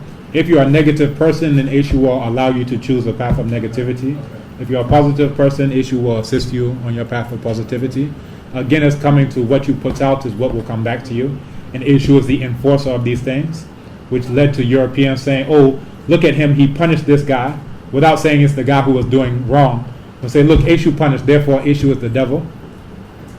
Again, they're trying to fit everything into this dichotomization, compartmentalization of diametric opposites. One thing has to be all good, the other has to be all evil. So let's say Allah will equal our God, which is all good, and the issue will equal our devil, which is all bad, when that has absolutely nothing to do with the indigenous conception of issue. Right? And as I did it, I sang a song for issue. Issue mashemi omelomi ni o se onile orita omelomi ni o se issue mashemi omelomi ni o se onile orita omelomi ni o se. That is, issue, don't do me. The child of someone else is who you should do. All right. So that's right for artistic representation. And you find this also in capoeira songs in Portuguese. So they have a song which is related to issue. Lembra, it's in Portuguese. Lembra, hey, lembra. Lembra do barro vermelho. Lembra, hey, lembra. Lembra do vermelho bar. Lembra, hey, lembra. Lembra do barro vermelho. Lembra, hey, lembra. Lembra do vermelho bar. And it's saying, remember, remember, remember the red soil, talking about the Laterite. Remember the soil of redness. Remember the red soil. Remember the soil of redness. And it's again a song talking about issue. Also talking about Africa, because we actually have the red soil, the Laterite here. So it's on the one hand saying remember Africa. On the other hand, it's an oblique reference to Candomblé issue, all these things. We also mentioned the story of Eshu devouring the fish and the mother cut up by Ifa. And again, you see these complements, Eshu and Ifa, right? So Ifa and Eshu are seen as complements, aspects of the whole. Amongst the Dogon, you have the story of Ogo becoming the pale fox due to impatience and incest, bringing about disorder. So the Nomo Sini was used as a sacrifice to reorganize the world. You find parallels to the story of Osset, and Seth. So Osar being Osiris by the Greeks, killed by Seth. We've mentioned this story before, right? Killed by Seth, and Osset, the wife, brings the different parts together, has the Immaculate Conception. Heru or Hor, the son, is the one who's able to avenge the father's death and brings the upper Kemet and lower Kemet together and rules, which is why all of the different rulers would have Heru or Horus names, right? So this is a deity most closely associated with kingship or rulership. And it comes back to this idea of order being meaningless without disorder. How do you even talk about order if there's nothing like disorder? How would you even appreciate order unless you've had a taste of disorder, right? Life without chance or accident is seen as being incomplete. This chaotic element of life inspires reorganization and renewal. Also, it is essential for meaningfulness and completeness. So these deities, here you see a parade here with people holding up a sign. Issue is not Satan. In Nigeria, you have so many people who've changed their name because of the coming of Christianity, and now issue being linked with Satan or the devil. And you see these guys, even this white guy, wearing t-shirts, issue is not Satan. Now imagine what terrible situation you're in where you even have to proclaim this. What is the mindset of people that your entire indigenous conception has been erased? Your brain has been emptied and your whole concept of this word is now a Eurasian concept. And then, in that sense, why are you even keeping the word if you have no understanding of the concept? Why do you even keep the word Onyame when your concept of it is an imaginary white man? Right? Or if you have to pray to a stone 5 times a day in order to interact with it. What's the point of even keeping the word? Is it the same Nyame that you're calling? what did your ancestors say about doing it? If the word is a word of your ancestral language, right? They're telling you this is how to interact. They're not saying go pray to some stone where Arabs happen to live. They're not saying go pray to an imaginary white man. They're telling you this is how to interact. But you don't.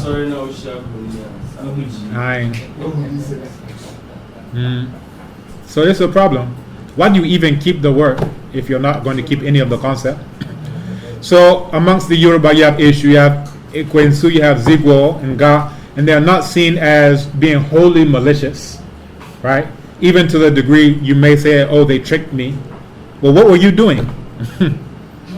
All right, and this idea of dualism as a balance between order and chaos is not based on diametric opposites, and these entities are not seen as being anti-gods, where you have this one being that's completely good and then its opposite, which is completely bad, right? So this is even why when Europeans came, they said, where's your church? When they're trying to write the Bible, they have a problem because they say, now we need to find something that we're going to call devil. So what they invariably do is they take some entity and they say, okay, now you're going to take that role and responsibility. And it wipes your entire concept of what that entity was before and replaces it with that. So also they are seen as being servants of the Supreme Being, noted for meting out punishment to wrongdoers on the orders of the Supreme Being, not apart. Also, the Supreme Being is seen as being all-powerful, but not necessarily being seen as all good. And we're looking at this in the sense of something that is entirely comprehensive, right? So if you're saying omnipresent, you're saying that everywhere, right? Not, okay, you stop as soon as this bad thing happens and then you start where the next good thing starts. How are you omnipresent and you're not as part of that too, right? But you're the one who is also responsible for ultimately restoring order on the grandest scale possible. And then your emissaries are also responsible for it on a macro scale, where those are unseen entities or human entities in the sense of the ruler, right? Also, all-encompassing without the need for the diametric opposite, all evil of Eurasian thought. Also, religion means, as we look at religion as a means of undermining African thought, and we look at God versus the devil as fundamental means for undermining African thought, when both are figments of Eurasian imagination. So we ask the question, why are we calling these concepts of the Supreme Being equal to God? When you look up the etymology of the word God, it comes from Goth, which were these mounds of soil that Germanic people, so-called pagans, used to worship. So now they've taken this word for these minor deities and now they're saying this equals your concept. And in the process they wiped away our own concept. So who gives them the right to say that this is now what we were dealing with prior to that, right? So when they're coming and they're telling you about one entity that's all good, who's a white man in the sky, right? Or another one who's under the earth who looks just like you, who's black. You have to wonder about it. So we mentioned some of it is plagiarized. Others are entirely figments of their imagination that helps to lift up their idea of the world, their own worldview and their own psychological state. Here's a big white man in the sky. Pat myself on the back, I look just like the guy. But at a certain point when you start to question this, you'll put all of those in one category. God, devil, Santa Claus, Cupid, leprechauns, whatever. All of those are spiritual figures in their worldview. So let's put all of their worldview to the side and let's look at what our own worldview is saying. And again, it comes back to your idea of looking at soul and saying Kra means soul. Why do we have to put an equal sign between the two? Apart from just trying to give some basic understanding, let's put their entire worldview to the side. Let's look at what do African people say about Kra. Let's describe it. What do African people say about Oloron? What do African people say about Onyame? Before the coming of Eurasians. Not the one that you're reading about in the Bible and they're just using the word to explain the Eurasian concept. Alright, so we continue. You can look at this as elements of Persian or Hyksos, so-called Hebrew thought. And this is a very powerful quote, and you need this in your notes. Power is the ability to define reality and to have other people respond to your definition as if it were their own. I hope you're paying attention, because this is what you're living through right now. Power is the ability to define reality and to have other people respond to your definition as if it were their own. I'm wondering why we never brought it up. This semester, we never brought it up in the UTRC. Oh, it would be good to add this in. No, I had it last semester. Okay. Yeah. Yeah, so this is very fundamental. So now you have a child who all they've ever seen in their entire life has been this white, imaginary white guy. All they've ever known is praying towards the Arabian Peninsula. Why are they in this holy land where all humanity started and they're praying to the Arabian Peninsula? Another good quote from Dr. Yosef Ben Yakinen is that religion is the deification of a culture. Religion is the deification of a culture. So if you are in a culture where you have absolutely no water, or you live in a desert, then you have ablution where you just take a little water here, a little water there. But if you're in a place where you are next to the Congo River, and now you're doing this thing completely inappropriate and out of its context, right? You are next to the biggest river, so big that you can't see the other side of it. But you're acting as though Arab culture that comes from a desert is divine now. I hope you understand. This is someone defining your reality, and now you're responding as though it's your own definition, even though it has no relevance to your actual situation. You understand? But then you look at different African groups that they make their own places now sacred. They're deifying their own culture. This stone, this rock that saved us when we otherwise would have died, this river that saved us when we otherwise would have died, they're deifying their own culture, right? Look at Europeans. They're taking their concept of diametric opposites, and they are now taking this idea and putting it, superimposing it on the entire cosmos, God and devil. They've taken a figment of their imagination, of their understanding of categorization and how things work. And now they're saying the whole universe operates like my brain. And because your brain, you've had a lobotomy, and your brain is no longer inside your own head, you've taken that definition of reality, and now you've put this, what they've said about the world, now you've put it into your own brain. And that's all you can think exists. And it's a very recent thing. When I say recent, 1,000 years, 2,000 years, this is no time. I want you to start thinking about time as African people think about time. 2,000 years is like this. So it's very arbitrary that 2,000 years some Eurasians were sitting around and said, you know what, let's start thinking about the world like this. I bet there were people who are there like, no one will ever go for this. This is so stupid.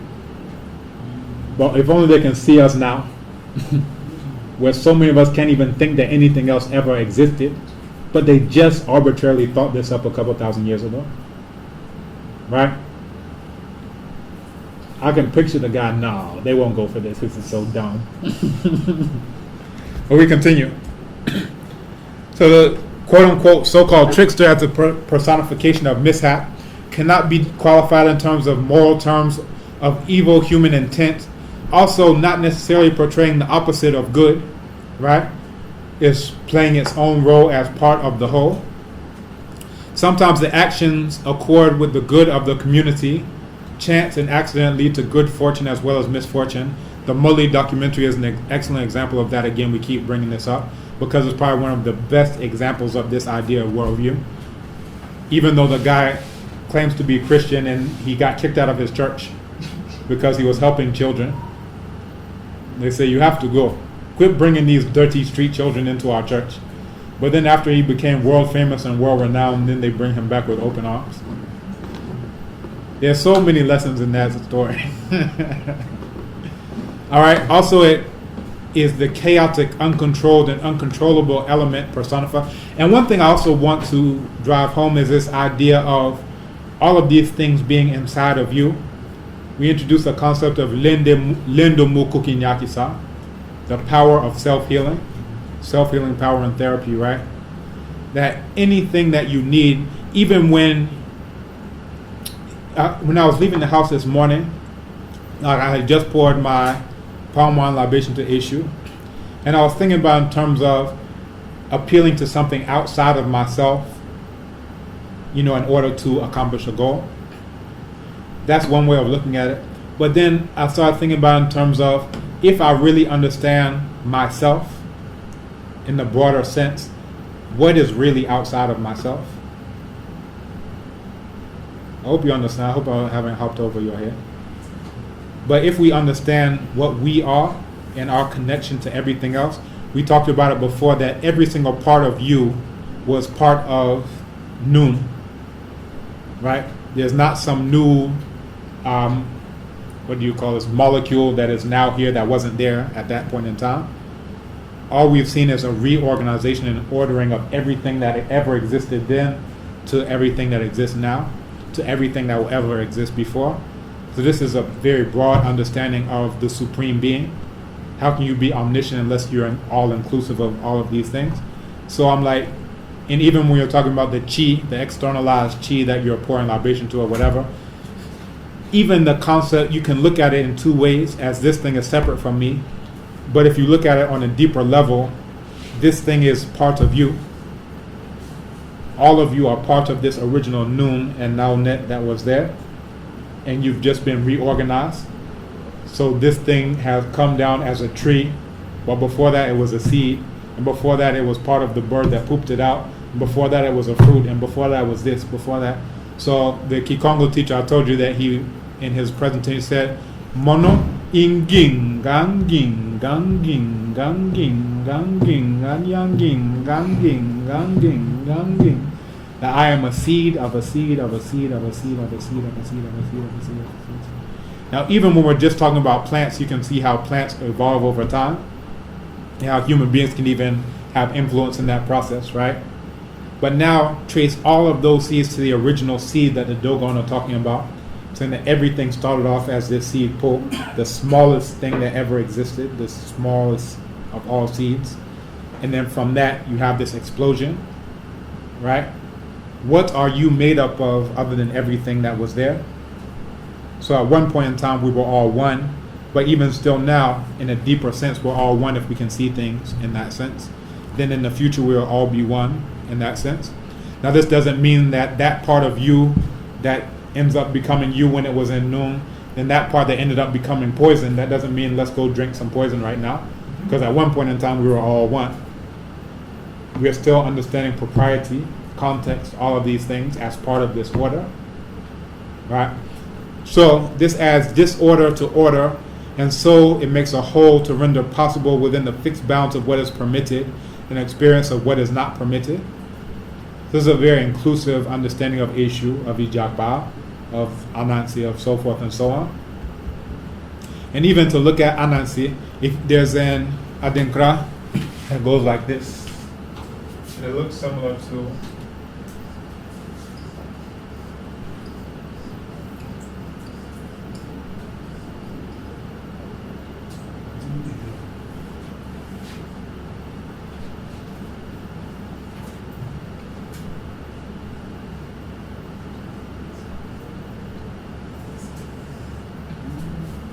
Has anyone seen this before?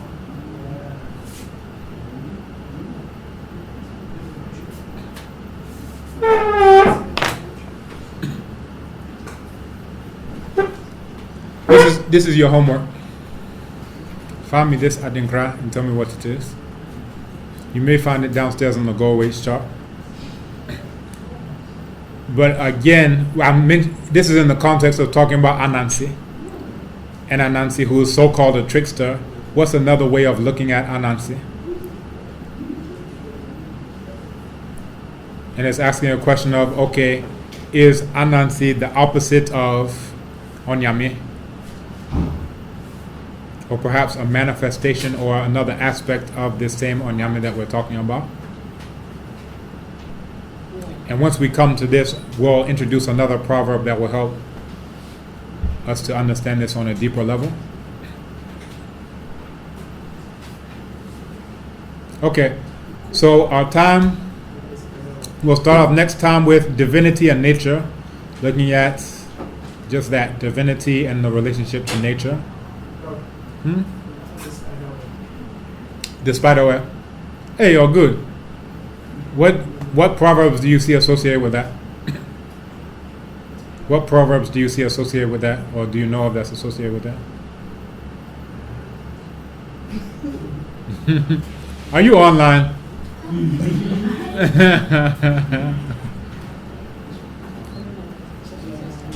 So, all right, yes, the spider web, Anansin Tintang, right? And in it, there are different proverbs associated with Anansin Tintang. One is with, so what they want Sanka on Anansin Tintang, a pusunyina, that if you take your hand and touch one part of the spider web, it shakes the entire edifice. Right? So even we can look at that in terms of our understanding of the role of human beings in relationship to the ecosystem, right? You've taken your hand and touched one thing, and this is also why one of the appellations, the Mrane of the Supreme Being, is Anansi Kokroko. So this is in the context of asking, is Anansi the so-called Trixie the opposite of Onyame? Or is it just another aspect, another manifestation of Onyame? If you look at one of the praise names of Tutankhamen, one of them is Nebkara, and I think it's actually even here on the cover. Nebkepara is this one.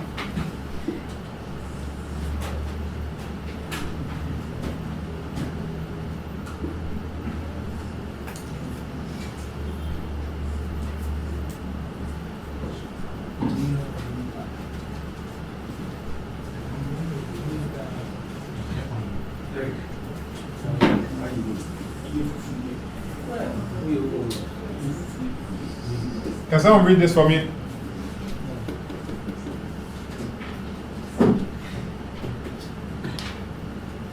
Anyone?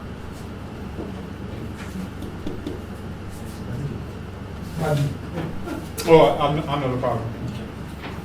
All right, now. Anyone?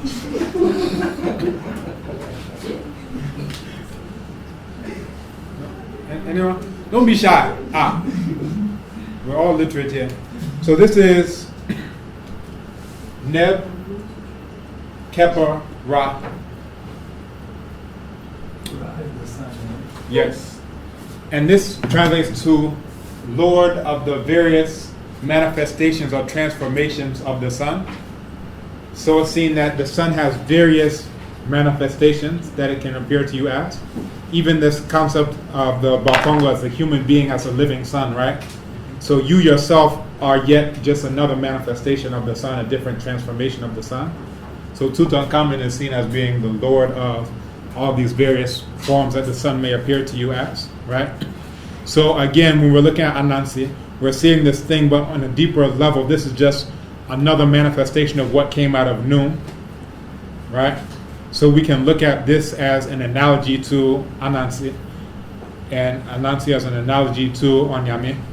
This is the one who wove all of these things together into the universe that are all interacting with each other. The moon has an impact on us, the sun has an impact on us, even stars that seem remote have an impact on us, no matter how slight they are, right? So this is the web, and when you touch one part of it, it can have a ripple effect that shakes the whole thing. But again, you can look at the universe as metaphorically like this web. You can look at Onyame as metaphorically like the spider that of itself is bringing forth this creation, this weaving. So all of these are analogies that help the person to understand, and it's either you look at it as a spider or you look at it as this. But these are just different perspectives and different ways to understand. When you look at all of them together comparatively rather than an atomic analysis, it helps you to understand the core of the African worldview. Right? Okay, so our time, we'll start off with divinity and nature next time. It should be a very fun class because we're going into different creation stories. And you'll find that various creation stories are something like procreation stories, that they're all the same thing. So we'll have lots of fun. You'll get a chance to understand how you were born and conceived, and how the universe was born and conceived, and how every single day is born and conceived. And all of these are analogous situations, right? Okay. Obatala. There's a guy, I want to say he's based out of Atlanta somewhere in the US. So he came to know about these Yoruba Orisha. So he decided to do like a photo series, of course, with different effects to explain all these different deities. So Yemoja, the mother of the children of fish. So she deals with water. She's associated with the Ogun River. So it's like, okay, she's water. Let me bring the blues. Let me bring all these different ideas. So these are just some of the 401 Orisha. What's Ibeji? I've been thinking about it. Ibeji, these are the twins. So it's a deity associated with the twins. Janus. So like Janus, so the same idea. The Greek Janus, the two twins. Right. So what do they represent? So the two twins, just like in all of the creation stories that we've covered up to this point, they represent balance. So you have a male twin and you have a female twin. And I think we mentioned early on that we see things that this was the original order. So amongst the Yoruba, anytime you have twins who come about, and twins have the highest frequency amongst the Yoruba. And a study that I read a couple years ago says due to their, what is it? Some type of chemical content associated with yam. Yeah, the food that they eat. So anyway, for them, because this was the original order, that anytime you have this coming again, it's seen as a calling to the original order, and this is good, especially male and female twins, because it's that balance, that complementarity. Now, amongst other groups, such as the Igbo, they see that as a time that is now past. So it's an abomination for anyone to go back to that time. So even you have a shared worldview, but you have very different responses to that worldview of whether this is something that is the original order that should be maintained, or whether that's the original order, but now we've separated from that order and we should leave it at that point in time. And that has an impact on how those children will survive or not, at least at one point in time. Yeah. Are you a twin? No, I've seen these pictures. I've been thinking about when they Okay, yeah. Yemoja. Yemoja is the deity of the Ogun River that many of the other deities are seeing. She's the mother of many of the other deities. Right? What is the difference between Yoruba and Olokun? So they are different. In the diaspora, you see them merged, where Yemoja is the shallow water and Olokun is the ocean, but the deeper water. For the Yoruba in Yoruba land proper, Yemoja isn't the ocean. She's the Ogun River. But when you're in Cuba, you don't have the Ogun River, so you just say it's water. Olokun is literally owner of the ocean. Oni Okun, the owner of the ocean. So they are different, completely different divinities that are associated with different bodies of water. There is a band called the Olokun Prophecy, and they're like they are Africans. It's another one I'm trying to remember, but they play a lot of Afrobeat, but they're American. Okay. And if you read some of the creation stories, you'll see how Olokun figures very prominently in that it's the Yoruba equivalent of Nun, of this primeval waters, this primordial waters, and everything belonged to those waters at one point in time. Again, we see this as an analogy to the womb, right? And then, at a point in time, the land comes up due to the workings of Obatala, and more recent ideas that say it's because of Oduduwa, who descended on a chain, put the earth there, spread it around. So this is all metaphor for the phallus going into the womb, and then sperm going around, and all of that. So how do you compare Yoruba with Mami Wata? Yeah, so Mami Wata is coming from a wax print cloth that was introduced to the Europeans by the Dutch. So from the cloth, it had a picture of half gypsy woman and half mermaid, and it was distributed all throughout West Africa. So even the word Wata is English, mother Wata is what you're saying. but because it was so widespread, people said, "Oh, this must be a deity," and then they ran with it that this is now a deity. It was to spread it through artistic research. That's what I'm saying. Through wax print, specifically wax print, They did a lot of art, right? Coming after, but that was the introduction. So even when we look at wax prints, that these are Dutch Indonesian wax prints. So there's a question as to how African is this African thing that we're talking about. Well, we can say it's an indigenized something or another. Okay.